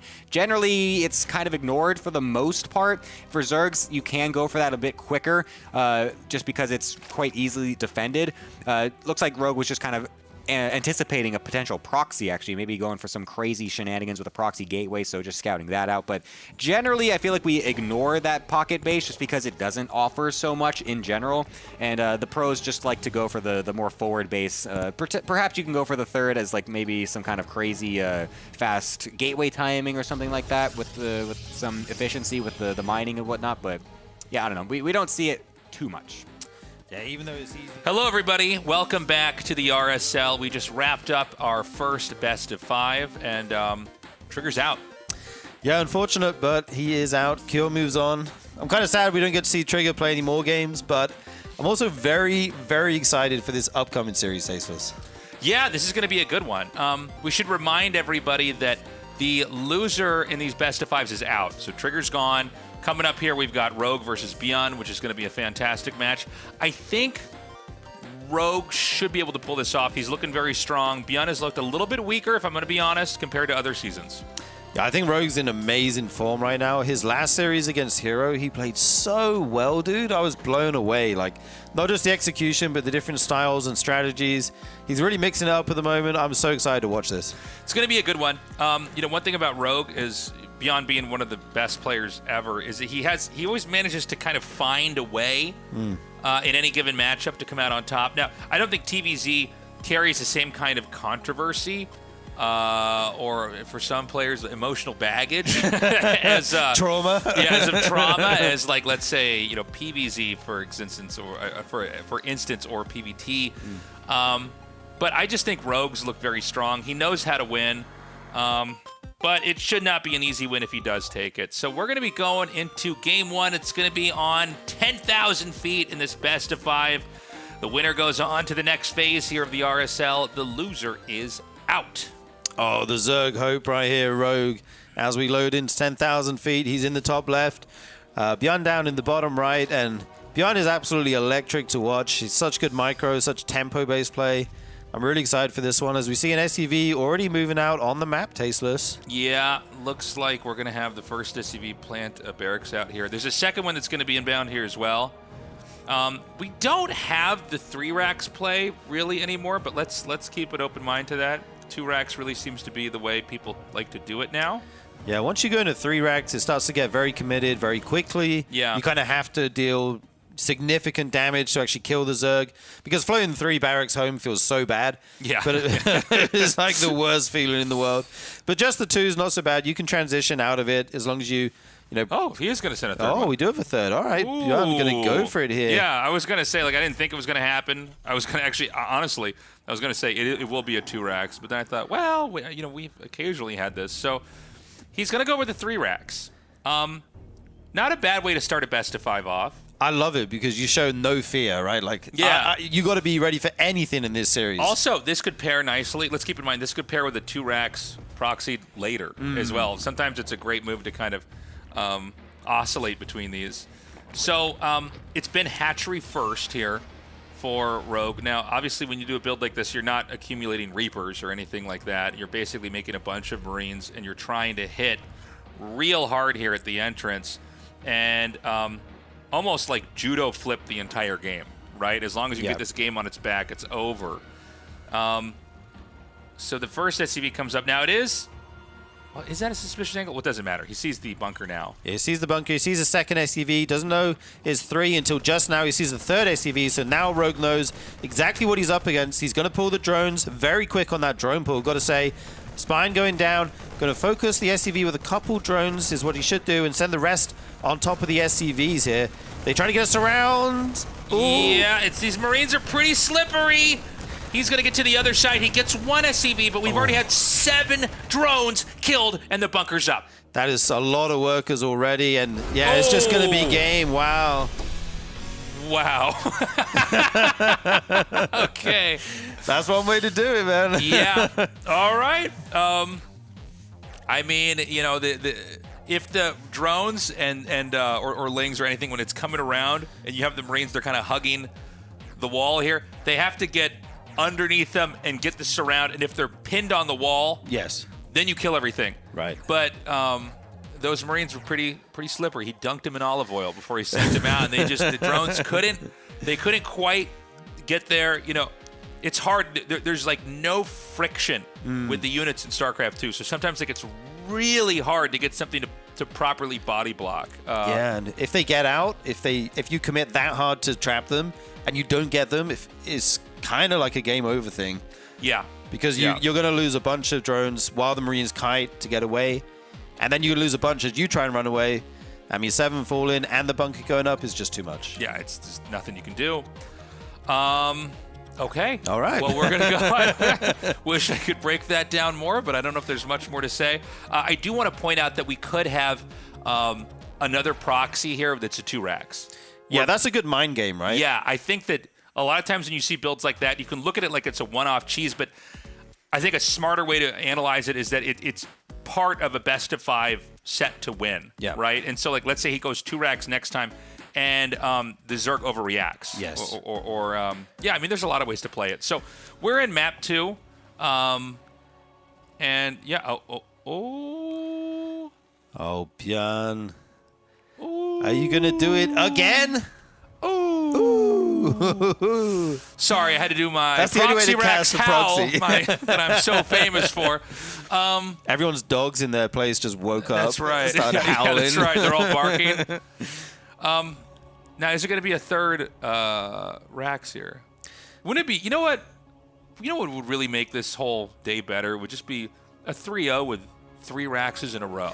Wouldn't that just be like, perfect. yeah, 3 racks, 3-0. What will the Zerg say on Reddit then?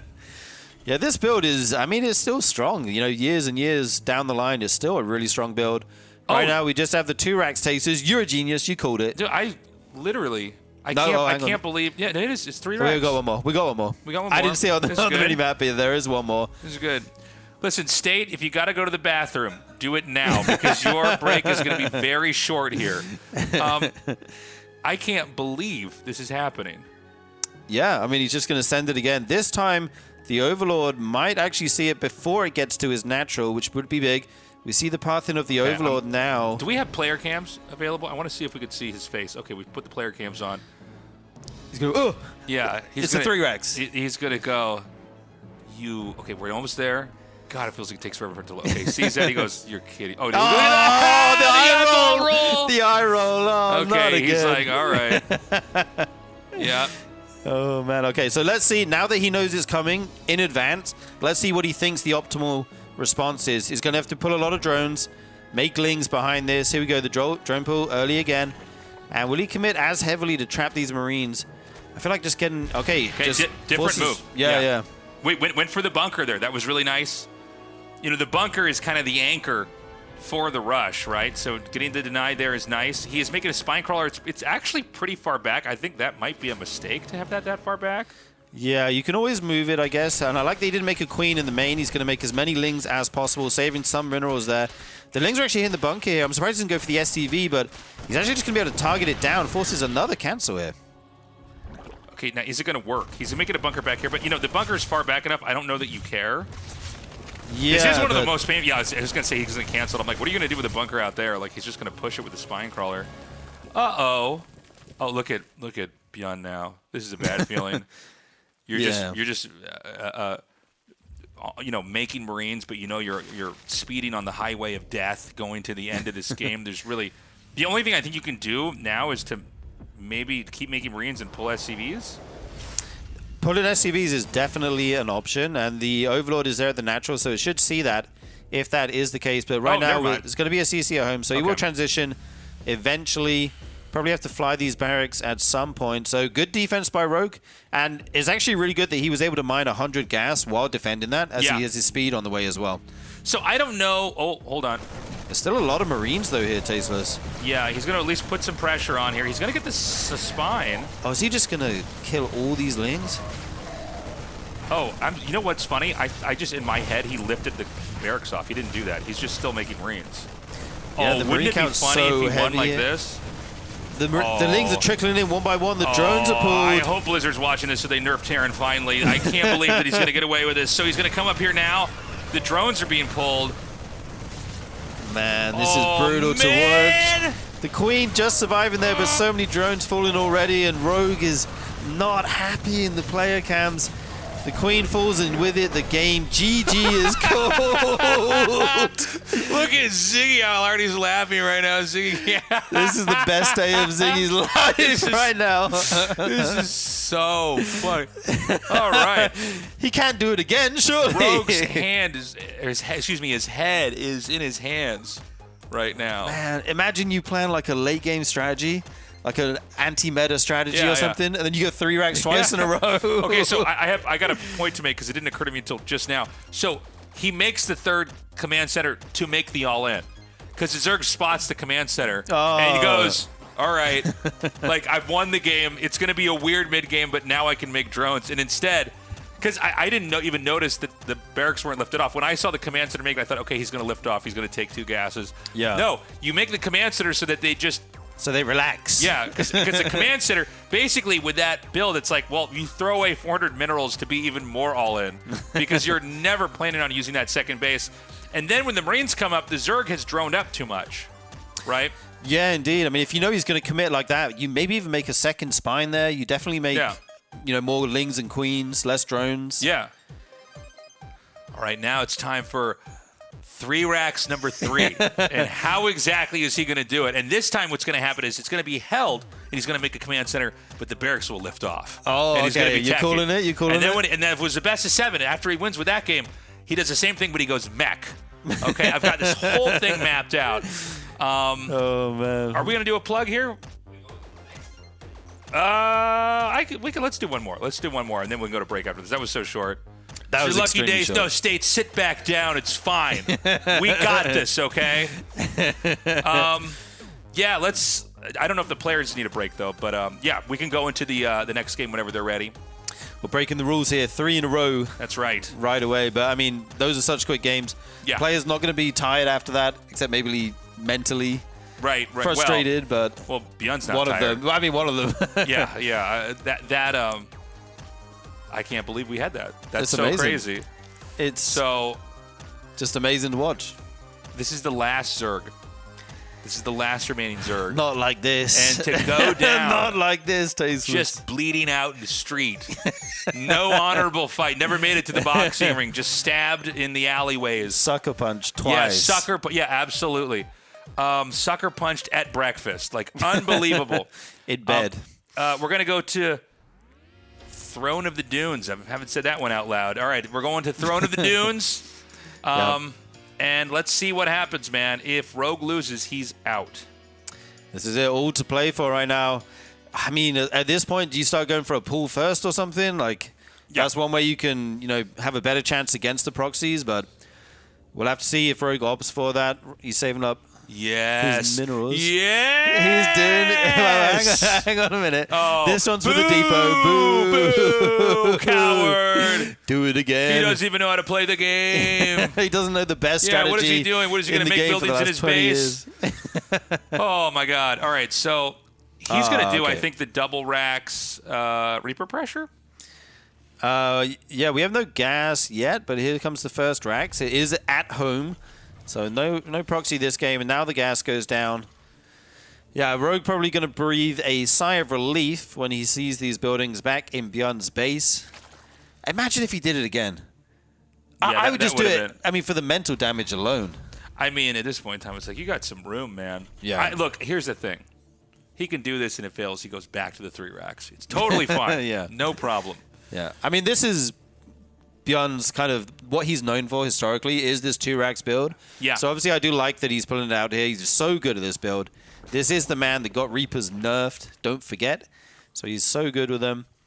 We'll have to see how heavily he wants to commit into them. Sometimes you can just make a few, get your CC down quick. Sometimes you can keep making them and try and trade them out and stuff. Usually they go for just a few of them. This Overlord will see the double racks here eventually if he sends it all the way to the natural. And yeah, Rogue again just going for your hatch, pool, and gas here. So right now, Rogue is going to come up, see the double racks, and know immediately that this is a very, very different game. And this is, I would say, Bjorn's one of the best, if not the best, at this build here. To the point where we saw all the pros start to really copy this. Obviously, seeing the Reaper as well, you know what kind of game you're in. And this is a Reaper pressure build. A lot of this is centered around slowing down the third base. In fact, we just saw, I'm sorry, I thought there was a drone returning for a second. So, it's hard to get a third base up with this. Zerg has to be pretty crafty with how they move. Yeah, I like the Rogue only has 2 in gas there. Going to be a little bit more mineral heavy in this early game, optimized. I think once you know it's Reapers, you probably want to get 3 in there and get the speed ASAP, as that's kind of the moment where you can finally get rid of these Reapers. Only 2 here at the moment, going to be annoying, trying to deal some damage onto this Queen. And yeah, we see he's already going back into Marines here, and there's 2 CCs behind it. This is the strength of 2 racks, right? You can commit and make a ton of Reapers, or you can just literally make a couple and then go 2 CC. And it's so hard to read as the Zerg. So, yeah, I mean, the question is, what exactly is Terran doing right? wow. Because Zerg is a race that has to react. We have a 3-minute layer here, Tasteless. Oh, yeah. I'm glad you noticed that. That's very very fast. early. Yeah, very early. Could this be a Roach Nidus or a Roach Ravager Nidus all in? Yeah, it could be some kind of all-in here. I mean, definitely has that aggressive potential. We'll have to see when he stops droning here. If he stops droning once the... Ah! Oh, actually loses a Reaper there. You jump scared me there. Yeah. Sorry. Sorry, I forgot to have a shot collar on it. If that Reaper dies, I get hurt. So it makes this a lot more interesting. No, I can't believe that he actually lost that Reaper there. Yeah. Because these spotter Reapers are everything. So this isn't this was engineered to look like the real Reaper pressure that he normally does, but he's totally dialed it back. Bjorn, by the way, came very prepared today. But the problem is that if you don't get a read on what's happening in this game, you could be hit really hard. So the quick layer's done, and we'll see where exactly the game's going to go from here. But for now, we have an Evo chamber coming up. Yeah, he's got a very quick Roach speed here. He did make an Overseer, so he should be able to get in and confirm this 3rd CC momentarily. And I'm curious if he sees that and will just pull the trigger and all in here. He does have an Evo, so yeah, he actually doesn't see the 3rd CC. It's tucked away at the back there. This Reaper comes in once again. Don't believe he knows. Did he see the Roach Roar in there with the Reaper? I don't know. It was pretty close. He does see he it. saw Okay. it. Okay. So he knows there is that potential for aggression here. And Rogue is just making a lot of Roaches right now. So this is either going to be a big pressure with drones behind it, or he might just full send it. Yeah. Yeah, it's a moment where Terran definitely doesn't want to land that 3rd CC too soon, right? Because a lot of what comes with an attack like this is basically you're trying to chew through enough of the natural, kill, make the CC lift, kill as much stuff as you can. And Terran basically has to hold back. Now, the Terran is in a... how do I say this? The longer the game goes on, assuming you don't take too much damage, you're on like a better, superior trajectory. Because like Roach Ravager, you're really locked into the mid game, and you can really throw your weight around with that. But you know, with Terran, like for instance, 2 eBays coming down here, that's going to allow you to really tech up into what's going to be stronger for you later on. Now, look at where the tank is. Oh my God! Oh, lovely contaminate there. And the add-ons are on the outside of the racks due to the positions, the spawn positions. So Combat Shield actually going to go down here just before it finishes, denied. So he can keep hitting this. Oh, he's actually going to edge the tank back. For a second, I was worried he was going to move forward. You don't want to have the tank too far forward. Yeah, he doesn't have a ton of tanks right now, as he did open 2 racks. You know, it delays his factory, of course. Going to try and repair these racks for a moment, but then decides against it. We'll pull them back towards the bunker for some extra defense, and now we see Rogue going back into drones. He's kind of achieved what he wanted with this, and he's going to try and get an economic lead as the Terran can't move out with their 3rd, but he is going to still push with this Roach Ravager. Yeah, he's going to come up now. Now remember, there's no combat shields here, so these Marines are a lot more squishy. They're going to be wiped here. Beyond now with the only tank in the... Oh, no, hold on. There's one more tank actually at the bottom of the screen. SCVs have been thrown into the front. What is this Viking doing? So the SCV's been thrown to the front to try to tank damage. And, you know, the barracks re-landed here, and both add-ons are going to be killed. So, really, they've done nothing this whole time. Yeah.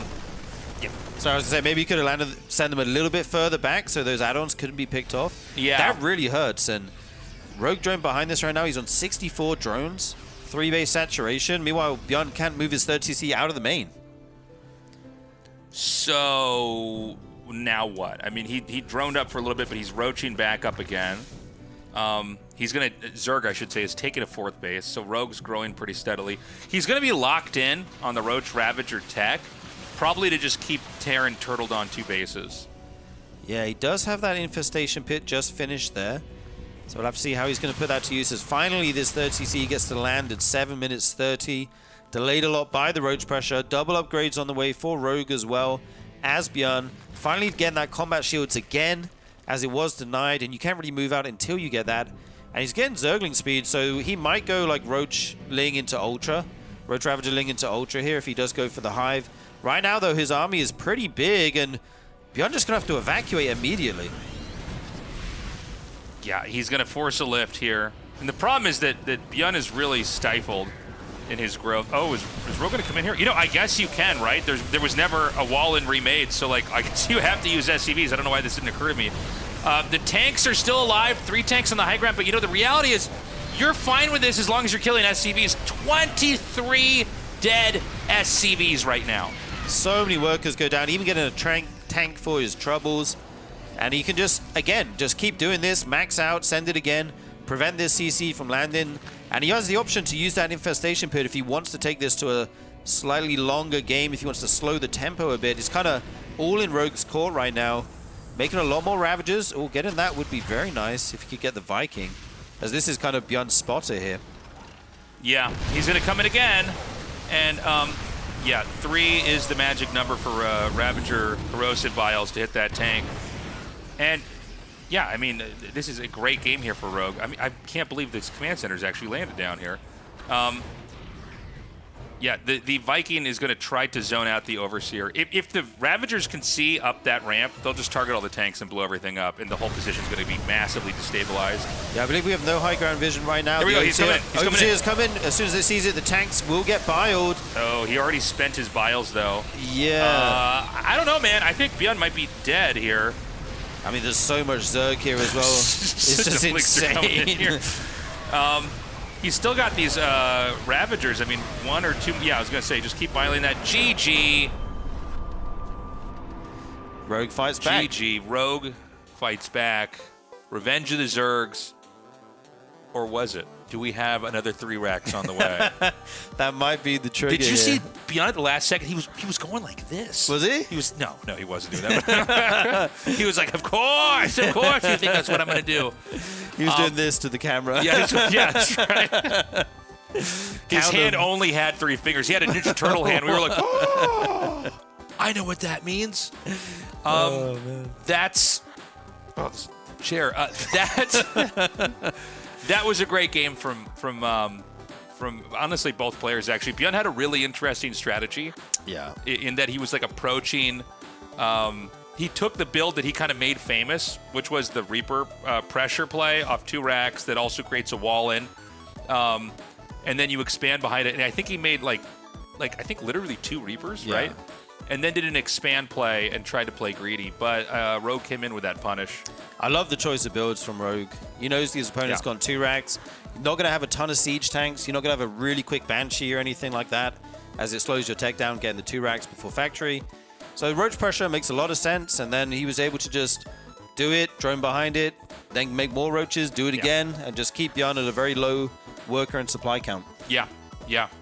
Guys, get on the YouTube hype train. If you haven't heard of YouTube, it's this website on the internet, and it's got like lots of videos. Pretty good website. Like so many that it's hard to find ours unless you like and subscribe to it. Okay, so try this YouTube thing out. A lot of the kids are using it, and we're hoping to grow this channel here because, to be serious for a second, the best way for this show to grow is for people to find it on YouTube. So yeah, subscribe, like the videos, leave comments, all that stuff. We're gonna go to a short break, and when we return, the 3rd game of 3 racks is from Beyond.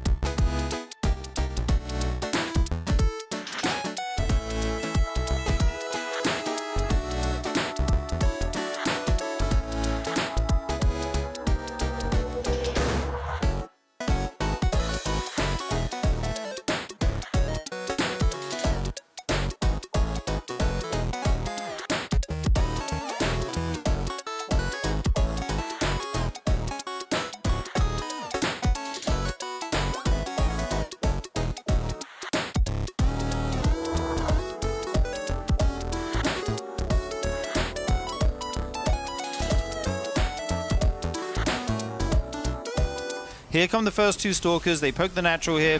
They do see it's a Stalker coming out, and they're just going to try and poke away at that, get any damage that they can before the shield battery comes up. Yeah, no shield battery early means that we're going to get some pretty decent damage as hero. Luckily, though, the micro from MaxPack's very on point, so it doesn't actually lose hull damage on really any of those units. And it looks like MaxPax has a probe on the other side of the map as well, so he knows 100% that this is going to be a mega all-in. Obviously, scouting the proxy is going to tell you that, but seeing no Nexus is really going to help solidify that. So here's the elevator that I was talking about. Getting into the main base away from the shield battery makes it much more easy for Hero to deal some damage, but luckily MaxPax, well in preparation, puts that second battery in the main as well, so it still gives an anchoring point for this Void Ray. Yeah, and the Void Ray is kind of the linchpin of the defense here. If you've got Void Rays alive, you always have a chance. If they fall, though, things could get dicey quickly. 2 probes going down, not, amazing, but a nice little pick off there, putting the Adept to use. And he's going to try and use this angle on the side of the main base here. There is a probe spot in that, though. Very nice attention to detail from MaxPax. His units come over now, start to engage, even pulling some probes as well, just to tank some of the damage here. He doesn't need to get any further ahead. And, nice pick up there on the 1 Stalker, but 1 fall in there. Yeah, a bit sloppy from Hero, to be honest. We expect him to be able to save every single one of these Stalkers with the micro that he is absolutely capable of doing. So gets loses a few units and honestly takes a bit of hull damage unnecessarily. We'll try to go up to the natural ramp now. Doesn't actually get the shield battery, the other one healing it, and he loses a Stalker again in that trade. MaxPack so far with an immaculate hold. Yeah, this is looking really good. Immortals now joining the fray as well. Going to ferry those up into the main potentially. There's just the 1 shield battery up here. This could be a good point to focus down and try to break. But every time he comes up into the main, MaxPax is so quick to pull those probes. Just add some more, add a meat shield for his units to be behind while they tank down. Where is that Morgan? Just going to station outside the natural here as he continues to poke. Yeah, the problem is that the Void Ray count just keeps increasing. I do like the 1 Immortal getting sectioned off to the left just to try and DPS down this battery. Of course, dealing extra to armored buildings will help versus that. But these Void Rays, once they get in high enough number, you can see they can just burst down units extremely quickly. That Immortal getting shoved down all the way to half health. Of course, this cooldown will take a while to recharge here for MaxPack, so he's going to now be weak in that little downtime. And there's a decent amount of Stalkers at this point. With the no battery in the wall, it does mean that once these force fields are gone, Hero might have an opportunity to get underneath the Void Rays, but the Sentry usage so far is very critical from MaxPax, and it's been very on point. Yeah, he's targeting down that Cybercore, not going to be able to get it, forced to move back if he got that. That could be a big pick-off. Another Void Ray in production, and like you say, once they reach a critical mass, they just kind of go crazy and start deleting stuff. But this is so many Stalkers from Hero now. Starting to get a bit scary here. Nice pick-up on that Stalker, ferrying those to the back. Yeah, we'll be able to save a few of those Immortal extremely low, so much better micro overall from Hero to keep most of these units alive, but still bleeding out a unit here and there. It does kill the Cybercore, which is nice, so he will know that there's not really going to be much more on the ground, just going to be a couple of Zealots, if anything. And I do like this addition of the Adepts as well now to split up the attention, make it more difficult for MaxPax to defend. Having the Adepts run into the main base, try to kill off some of the probes, while the rest of the army then tries to poke at the front once he has the opportunity to do so. Actually, he's just kind of sitting here now, too. He's just kind of baiting MaxPax into not sending anything else in the main, so that way the Adepts actually still get some pretty good damage. I feel like this is starting to go better for Hero just because he's not really losing any units. Yeah, and he gets another gateway there as well. One more Void Ray on the way, and probes still falling here. 7 falling so far. MaxPax still ahead in the eco, but he's got to keep that lead if he wants to keep outmining Hero on the 2 bases. One more Void Ray now joins the fray, and this is kind of the moment. Okay, he's actually going to block the natural of Hero as well. Welcome back, everybody, to the RSL. We are continuing on with Bjorn versus Rogue, and after Game 1 and Game 2, I'm not going to lie, I was very worried, Sturgeon. Those games were over so fast. I couldn't believe it. 3 racks Game 1, 3 racks Game 2. Rogue able to fight back in Game number 3. Is Bjorn going to go back to the 3 racks here in Game number 4? I don't know. One of these games you've got to, right? Like, why not? It's worked twice already. Even, you know, working a second time in a row. I feel like he should put it out at least once. I'm right there with you, but the prospect terrifies me of the only Zerg player remaining in the RSL getting knocked out by 3 racks Not after like 3 this. racks after 3 racks. Oh, it's so sad. Look, Ben, he's even got a second computer. He can practice 3 racks at the same time, man. Attacking and defending at the same time. Yeah. Oh, it was dirty. Game 1, Game 2, absolutely dirty. We're going to go to Old Republic for set number 4, and I have my fingers crossed, hoping that Bjorn is not going to go for the 3 racks, because so far it has looked so deadly, even with kind of almost the fake out of the command center in game number 2, and then that was continuing insane, to shove with the Marines. Yeah, I mean, if you see that as Rogue, you're thinking, okay, finally he's going to stop this pressure. And then that's the moment he sends it. Bjorn's so good at these mind games. We saw him with the Orbital. He's tricky. Against that Protoss player was a Hero, I think. I can't remember. But yeah, he's so tricky, so devious and scheming. Terran players. Sounds like a Disney movie villain or something. Yeah. All right, here. And in game number 4, it seems like he is going for a relatively normal setup. We don't have any SCVs on the map. And so Bjorn going to be macroing up, hopefully. Is that going to be a command center first, actually? Man, this guy, pick a lane. He does it all. He is the Swiss Army knife of Terrans right now. Pulling out all the different builds. And yeah, it's going to be a CC first on the low ground here. So going from pure aggression to 2 very greedy builds. I love it here for Bjorn. CC first. I wonder what kind of variant we're going to have here on the CC first. There was an era in TVZ, specifically Korean TVZ, where CC first into a 3rd CC and an 8 racks was like basically every single game. The Tastes and I cast in a couple of GSLs. And I think it worked like 90% of the time. Eventually it did fall out of fashion, but I wonder which way this one's going to go here for Bjorn. Are we going to have something like an 8 racks here? I know he's a very aggressive player. Or is it going to be something a little bit more Maru-esque with just non-stop greed? We have a 3rd command center, double engineering base, something like that. Which way will he take it? Indeed. There's a lot of possibilities. Kind of interesting the Rogue's gone pull before gas basically every game this set. Just delaying that speed a little bit to get his queens out a touch faster. I kind of like that. Just going to go for 2 lings right now into a drone. Actually, only 2 lings. That's kind of rare that you sneak that extra drone in there in case a Reaper comes across. It can be, but you do have the quicker queens with this build, so it makes sense. You only need 2 lings to deal with that Reaper, and then the queens will be there in time. Command center finishing up now for Bjorn. Factory getting thrown down. The players just kind of developing normally. Really quiet early game. I was kind of promised action sitting on the couch watching that game 1 and game 2. I was at 2.5 minutes. I thought the match would nearly be over by now. But StarCraft 2 feels so slow now there's no proxies in the game. Yeah, you can see Rogue a little bit paranoid. He's checking all of his corners, making sure there's nothing hidden here on the map, but now Beyond is all buttoned up in his natural expansion right now. Yeah, I mean, he's feeling worried with good reason after those first 2 games. But as obviously we can see exactly what's happening. This is a map where you don't really get to send your Overlord to the natural on a high ground or anything like that. He's going to keep it just outside the natural ramp, so that's why he's scouting around with the Zerglings. We'll now get the confirmation that it is ACC, and already going for a very, very quick Spire here before 3 minutes. It's not Spire, excuse me, Leia before 3 minutes already. Yeah, Lair before Zergling speed. I guess he just figured he did not need the gas there for Zergling speed, because it seems like Beyond isn't really doing anything on the map, and so I wonder what the tech is going to be. Ooh, Roach Warren again. Yeah. Very similar setup to the last game. We'll have to see if it's going to be the same plan or if he deviates at some point. I mean, it worked really well last game, got to say. Like, it looked very, very strong. Now taking the third base. Already 3 CCs on the way for Beyond his third CC, just over 50% done. Wow, and double engineering bay too. Yeah, this is the Maru variant that we're seeing. This is the maximum greed. You get a couple of Hellions for map control. They're not even a reactor right now. The reactor's on the barracks. And then you go full greed, 3 CC, double engineering bay, and if Rogue decides to just shove with Roach Ravager, similar to the way that he did in game number 3, it might be tough for Beyond to stop that again, even though he doesn't have the natural wall in this time. Yeah, he's making another Rax here. We don't have tank or Banshee production, anything like that on the way right now, which are kind of some of the good units against Roaches that can pick a lot of them off. We see Roach Speed on the way again. It looks like an identical build so far. Going to make a couple drones here. I think he went up to, what did he go up to, 40-something? Like mid-40s last game. So just a couple Roaches to deal with the Hellions. Some more drones, and then maybe he'll pull the trigger and start making a ton of Roaches here. Yeah, and as Mapu pointed out, there really has been no vision here for Beyond. He's only just now seeing that the third base is this delayed, and that's going to ring a couple alarm bells here for Beyond. You know that Rogue is doing a 2-base build. He got full mineral saturation on 2 expansions before going up into that third base.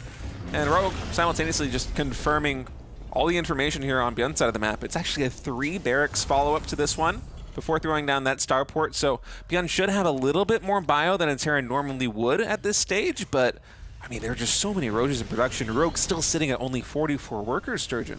Yeah, indeed. Just now the starport going down an armory as well for his next upgrade. So I'm not sure if he'll actually get to put that to use here, as this is a lot of Roaches. They are going to go around the Hellions here. Wow. Very smart maneuver by Rogue. Yeah, he sees him with that Overlord there in the center of the map. In the moment the Hellions move over to the ramp, the Roaches just start going through this way. Yeah, Rogue just reacting. Beyond has no idea this is coming. He does have a bunker here in the natural expansion. 1-1 will be finished just after this battle commences. But that's a lot of Roaches. Not even any Ravagers this time. It's just going to be pure speed Roach. It's like a Stefano game. And here they come in. They're going to focus down this bunker, try to kill it before the SCV's camera repair. I think it will fall with this volley. The Hellions coming from the back. SCV's falling here. Quite a lot of Marines behind these SCVs, though, doing some good damage. But is this too many Roaches, State? It might be. A lot of SCVs falling already. +1 weapons being done here for Beyond, though, is a big boost. Oh my goodness, Stim got delayed there. The Contaminate. Oh, the Overseer with Contaminate. Delaying Stim. Stim could be huge here for Beyond. I mean, last game he did it on the factory, delaying the tank. This time takes Stim out of the game, and without Stim, these Marines just don't do as much damage. Already 30 workers falling here. Rogue powering through here. Finally, Stim's done, but it's too late. 2-2. What a sick build by Rogue. Just a Roach max, no Ravagers at all, because there isn't a wall to break through. You just go right straight for the Roaches, and you know, the Marines, you could really see them chunk the damage in on those Roaches with +1 infantry weapons, but even then, there's just so many Roaches. I love how the Overseers are really core part of that build. Yeah. Last game, contaminating the factory so the tanks can come out. This game said, oh, you're going 3 racks after the CCs. Let's delay your Stim then. Good luck defending without that. It's really cool he gets it super early, so it builds up the energy to contaminate in time with the push. Yeah, it worked out perfectly there for Rogue. And we're going to go to a game number 5. So far, both players have only shown 2 builds. More or less. I mean, Beyond did go CC first there in that previous game. Yeah. When they win, yeah, Rogue's just winning with Roaches and Ravagers, and Beyond's just winning with 3 racks. So. Right. Are we going to see a 3 racks this game? That's the big question I have. I kind of feel like you have to as Bjorn, right? I mean, you won game 1 and game 2 with the 3 racks. You made it look easy. Yes. You could tell the Rogue was frustrated too. Game 5, you gotta go for it. You gotta flip, you gotta flip do the it coin. again. Yeah, you gotta roll the dice. You gotta take a gamble. I mean, Rogue even saw it in the second time, and he still couldn't hold it. So I would not be surprised if we see it, but we'll have to see what Bjorn has got in store for us. As we are loading into map number 5, Tato Citadel. Yeah, I am kind of expecting Titans, something like a 3-racks or something like a Roach Max push, or something like this again, because it's just been the flavor of the winning games for both these players so far in the series. But I really hope we get a macro game, because I want to see a Rogue versus Bjorn macro game so bad, Sturgeon. Oh, me too, but these short games are also very exciting, I've got to say, especially the proxy ones. Here we go, we see this drone is going to go across the map here. Is he He's just, like, surely that, wow. surely there's 3 barracks being built in the corner of the It's a map. very rare sight to see Zerg's drone scout in any matchup really these days, but I mean, Rogue just wants to guarantee he's not going to get caught by surprise here, I guess. I wonder what this is going to be. Is it going to be... Oh, it's CC first again here for Bjorn. Rogue could actually block that there with the natural expansion. Man, if Rogue spots it at CC first, that gives you so much runway as Zerg to just be as greedy as you could possibly be, and he's not even going to scout. He's just going straight for the proxy hatch. Dude, imagine if it was proxy 3 racks and he did a proxy hatch. That would be so funny. Yeah, that's the crazy thing to me, is that he didn't even see the natural expansion, and so he takes a beat, and he's like, you know what, I'm going to pull SCVs to deal with this. This is how the Protoss players deal with it, right? Now they used to, yeah. Now they take the other base. All right. Yeah, a lot of SCVs going to work on this hatchery. They will be able to cancel it in the near future. CC going down on the high ground here. And that HP just slowly going down right now here for Rogue. Yeah, and Rogue's expanding behind this. He's got his hatch on the way. Oh no! You gotta spam click move command with one of those SCVs the moment that the hatch goes down, because when the hatch gets canceled, there's just enough creep to throw out an evolution chamber, but it only lasts like maybe a quarter of a second. Oh, Rogue, you are devious. And then he cancels it. He cancels it, gets the scouts like, oh, that you're going CC first? How about I throw down another hatchery? What, are you going to pull the SCVs again, Bjorn? I love that confirmation, though. Like, oh, you are actually expanding. Okay, let me block it then. Let me go ahead and make this hatchery once more. And this looks really good. He's going to pull the SCVs again. Oh, my God. Oh, no. Oh, this is a disaster right now for Bjorn. Honestly, it feels that way. Rogue back at home. His natural expansion is nearly complete now. It's about 75% done. He's droning up fully. Is he going to get the evolution chamber down again? I hope that Bjorn is just spam clicking the move command. You got to get on that drone. You got to get on that. No. He gets it down again. This is insane. I'm getting deja vu. He's going to cancel and he's going to go up the ramp and scout again, isn't he? Do this 3 more times. Wow, Rogue even This is crazy. Yeah, he's going into speed now. He's got some drones back at home. He's got his natural mine. He's got a 3rd base on the way. I have never seen an early game ZVT that looked like this before. And like, yeah, and Bjorn has no compensation. He doesn't have Hellions that can do a run by and equalize or something like that. He's just making Marines at home right now. This feels very good for Rogue. Oh, the Marines are going to get to work now on the evolution chamber. This is At least it's not a hatchery. At least it's not making queens and spreading creep. But imagine being that one Marine, like, hey, go out there and hit this building for 5 minutes until it dies. Don't worry about what's going to happen when it finally goes down. You're going to be fine. Don't sweat it. Man. Oh, but Rogue just knows everything right now. He confirmed with a drone that it's command center first here from Bjorn. And he can just expand as much as he wants, and he can do anything that he wants to do. And what does he want to do, Sturgeon? He wants to go for a Baneling bust. He wants to go for a Baneling bust. I love it. This is absolute gaming right now. How many workers is he on right now? Just 29, so going to be going for a lot of Lings as the speed finishes. It would be morphing some Banes outside the base. I mean, this is a Rax-heavy build. There's basically only Marines and SCVs here for Bjorn right now. This is a 4 barracks build coming in from Bjorn, isn't it?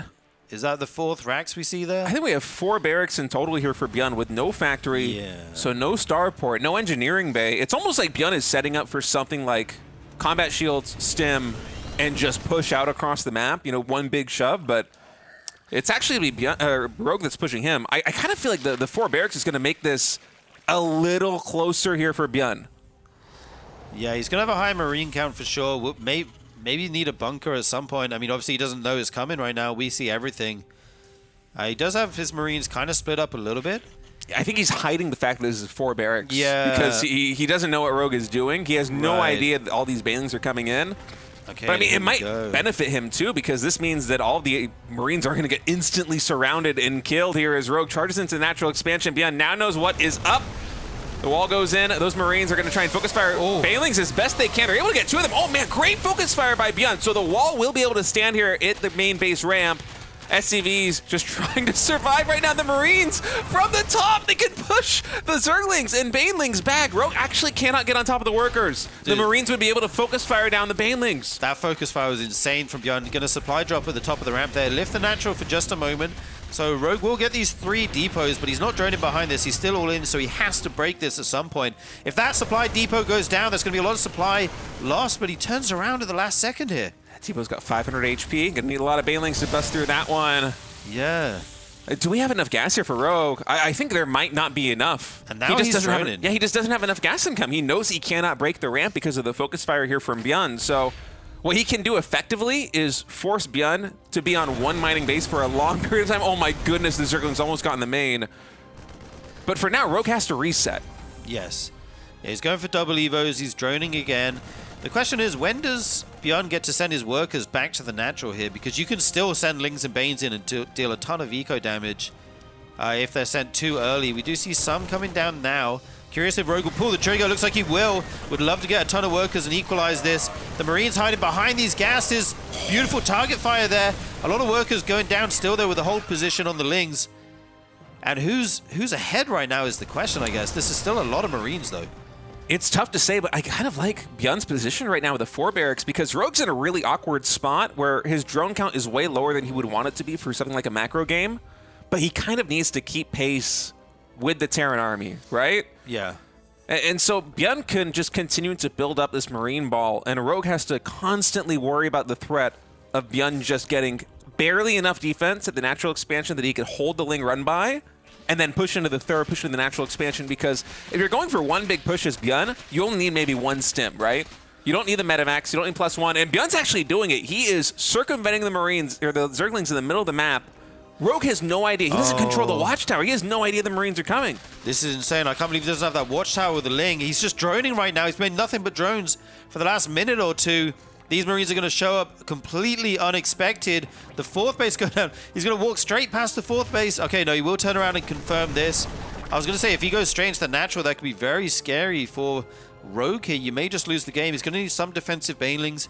There we see some morphing. Baneling speed just under halfway done. And it looks like Rogue will survive and get away with his droning here, which was a bit greedy, really, considering how many Marines this was. Yeah, but Beyond, you know, there's a lot of fog of war right now here for Beyond. He does not know the complete picture, and so you have to be very careful with these Marines, because if they get surrounded and cleaned up for nothing, you are back in the Stone Age here as Terran. So he's going to play this very cautiously. Stims, I think he senses that Rogue is going for the surround right now. Rogue able to get a good surround. Oh, very good focus fire again on the Banelings here by Beyond. I think there's enough Lings to clean this up, but that is a cost-efficient trade here, or about as cost-efficient as you could possibly get with those Marines. Yeah, that could have been much, much worse if the Banelings weren't focused down there. You could just lose everything instantly. So behind this, he does have a 3rd CC, and we actually have a well, not hidden base, I guess, a gold base down here in the bottom left, as well as the 4th base. So Rogue setting up himself into a nice position here in the mid game. And Rogue double expanding, still sticking on 60 drones, not droning more, by the way. And so 8:30, I think it's around the time the main base starts mining out quite a bit. And so Rogue, he's mostly taking these expansions for the larva, because Ling Baneling is so larva intensive, but also so that he will have somewhere for these drones to go. A lot of them are heading out to the gold base as Rogue sets his sights on trying to break through the wall in here in the natural expansion. Lings and Banelings flooding in again. Great splits by Beyond. He's going to focus fire down the Banelings. Oh man, is this Marine split challenge? There's like no connections on the Marines. 8 SCVs do fall, and we have Burrow, so some of them are still hiding in the natural expansion. But Beyond, just excellent control again on the defense, where 1 mistake could be fatal. Yeah, amazing splits there. We do see a few Lings still burrowed here in the natural. He'll probably wait until the Terran army moves over to the 3rd to unburrow those. He sees there's no workers here right now. Actually got some Baneling landmines set up here, State. We could be in for something juicy if these Marines overextend chasing the Lings. Yeah, Beyond is just making Marines, Widow Mines, and Medivacs right now. 1-1 going to be done here in just a moment. Rogue still playing on a very low drone count, but keep in mind he does have that gold base in the bottom left corner. Infestation pit. nearing completion, so Ultralisks in the cards in a couple of minutes, should Rogue decide to go that way. Adrenal would also be huge for the composition the Rogue is running, and oh my gosh, those Banelings, the Marines are so close, Sturgeon. Yeah, he's trying to bait them on top of these mines, just misses those 3. Will the rest of them go down that ramp? No, they will turn around to deal with the Ling Bane here. The Widow Mine was successfully deflected here. Oh! Is that a Widow Mine shot? So many Banelings getting taken down. SCVs are going to be able to evacuate the third base without any fatalities, and the Marines just standing strong here in the middle of the map. Yeah, what do we have at home for Rogue? Oh, more Banelings flowed in here. Workers starting to fall. They're so trapped back here. He's going to lift them up. Nice save by Björn. It's an evacuation. All right, well, Björn, he's able to take down this 4th base, the Queen there. There are no drones. I think he might be realizing exactly how low eco Rogue is, because this is a very low economy Zerg right now. 69 drones in total. Scan is going to clean up the Zerglings here in the natural expansion. Drop now heading into the main base of Rogue. But Björn, his economy is not great either. He's struggling to mine from this 3rd base. Yeah, I still think Björn's Rogue's is better because he has that gold base now that he's transferred workers to. So even though the count isn't super high, he's going to be mining a lot down there. While Björn's still trying to take his 3rd base here, actually get mining there for a decent amount of time. Yeah, the gold base is pulling a lot of weight right now here for Rogue. Yeah, and we have the Hive almost finished as well, so he can go into Ultras, as you mentioned. 3-3, Adrenal. All these Hive upgrades are on the table. He's going to take that 4th base that he took earlier once more. And still these landmines are a threat. Yeah, and that's a sensor tower. It is not a missile turret, so Björn still does not know. Zerglings and Banelings coming in once again. Björn has to split, but there's just so many Banelings rolling in right here. Almost more Banelings than Marines in this engagement. Yeah, big Widowmine shot there. Helps to equalize the numbers, but here comes the 2nd wave of Banelings. More and more Zerglings streaming across the map. So much damage here for Rogue. Is he going to be able to take Game 5 and move on in this tournament state? The bunker is under fire. 20 SCVs go down already. I think Rogue might have just done it. GG is called, and the only Zerg in the RSL will survive another day. It was good versus evil after Game 1 and Game 2, with back-to-back 3x victories there for Björn. He should have done it again, man. He should have done it again. Oh. Wow. That was a Great fun game, series. That was super fun. And a great Game 5 to kind of finish out with there. I like Rogue's strategies, you know, going for the proxy hatch into the Bane burst, drone behind it. Kind of a low eco game, as you mentioned, but then taking the gold base to offset that. Really nice game plan from him. Yeah, by the end, when he actually was up to nearly 70 drones and had the gold base, his economy was really starting to pump out. You know, it was maybe Larva was a limiting factor right there with how many Zerglings and Banelings he meant. But, oof, 3-2 victory over Björn. I did not expect a reverse sweep. I was kind of hoping for one, even though I love Björn. You want to have Zerg representation in the top 4, don't you? Absolutely, yeah. All right. We need more Zergs. We in do. These tournaments, dude. And hey, it's looking pretty good right now here in the RSL. In the winners finals, we have Mara versus MaxPax. And in the losers semifinals, Cure versus Rogue. The 4 players still standing here in RSL Season 4 as we only have 2 days left. Yeah, I wonder if Cure watched this series and he's like, oh, 3 racks looks pretty good against Rogue. Maybe I'm going to try that next week. We'll have to see, this week, excuse me, as everything is being rounded out. We have 3 days of StarCraft in a row. We have today, tomorrow, and then we have the early start on Sunday, which starts at 4 p.m. KST, 3 hours earlier than the usual broadcast. Yeah, so make sure you tune in early if you're trying to watch it live, and it's going to be a long day. We're going to have a lot of StarCraft 2 series, and it's going to be full of bangers, honestly, because the player lineup we have right now, Mara, MaxPax, Kier, and Rogue, it's about as good as it gets, honestly. If Gemini were here, you'd say it's super sick. But he would. Mario MaxPax is actually going to be really, really good. Both those guys look unstoppable right now. Yeah, that's going to be tomorrow. And folks, we want to give another shout out to Archon Studio, one of our official partners here for the RSL, all the way from Season 1 through Season 4. They're still giving us their love, their support. Check them out. What they're making is incredible. Even if you're not a fan of tabletop miniatures game, which is a world that honestly I've never really been exposed to in my life, what they've got, even if you just want StarCraft memorabilia, it's awesome.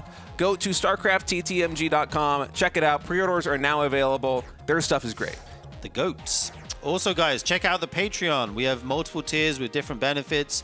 You can help support the tournament. This is purely a community-funded thing we've got going on here. You can vote for maps. You can vote for players. If you're a Mortal tier last year, you get a poster. If you're a current subscriber, you will get entered into a raffle for a poster in the near future. We only have 50 of those to give away, so check it out. You can also just sign up for free and get an email when we go live. Yeah, and speaking of that raffle, 10 active paid Patreons right now are going to be entered into that raffle to get this sick 2025 RSL Finals poster. Limited run, I think, 50 of them in total were made, and so the Immortal tier is going to be getting a bunch of those. And then the raffle is such a fun idea. It's going to be cool to ship these things out. Yeah, that'll be fun to watch. And it will also be fun to check out tastedthreads.com, where you can get all your gaming merch, all your swag. There's the t-shirts, the hoodies, the mugs, the pins, all kinds of gaming-related gear and Tastos' stuff. The Beavis and Butthead t-shirt. So. It's a very accurate drawing. As somebody who's... Is it? Absolutely. It's very insulting, but... it captures them beautifully. The essence, yeah. The essence. Oh, and folks, we are trying to grow the RSL YouTube channel. It's hard if you're entering the StarCraft 2 YouTube space as recently as we did last year, and so we're basically starting from scratch, trying to build this thing up and get it fed to people through the algorithm so that folks who don't know the RSL is happening, who maybe don't watch live StarCraft 2 on Twitch and just consume it through YouTube, they can find this in their suggested page. Please, it would really help us out a lot. Even if you're watching live, just drop by the YouTube, give a subscription, give a comment, give a like. What do they say? Smash that like button. Smash it. Smash that like button. Support the RSL. Yes, absolutely. Why not? This is like... in a world of all this short-form content, stuff like this is hard to come by, you know. Well, if Gun had his way, it was going to be short-form content today, too. We could have put those games in shorts, yeah. Anyway, folks, that's going to be it for us today. We will be back again tomorrow with more RSL. We'll see you then.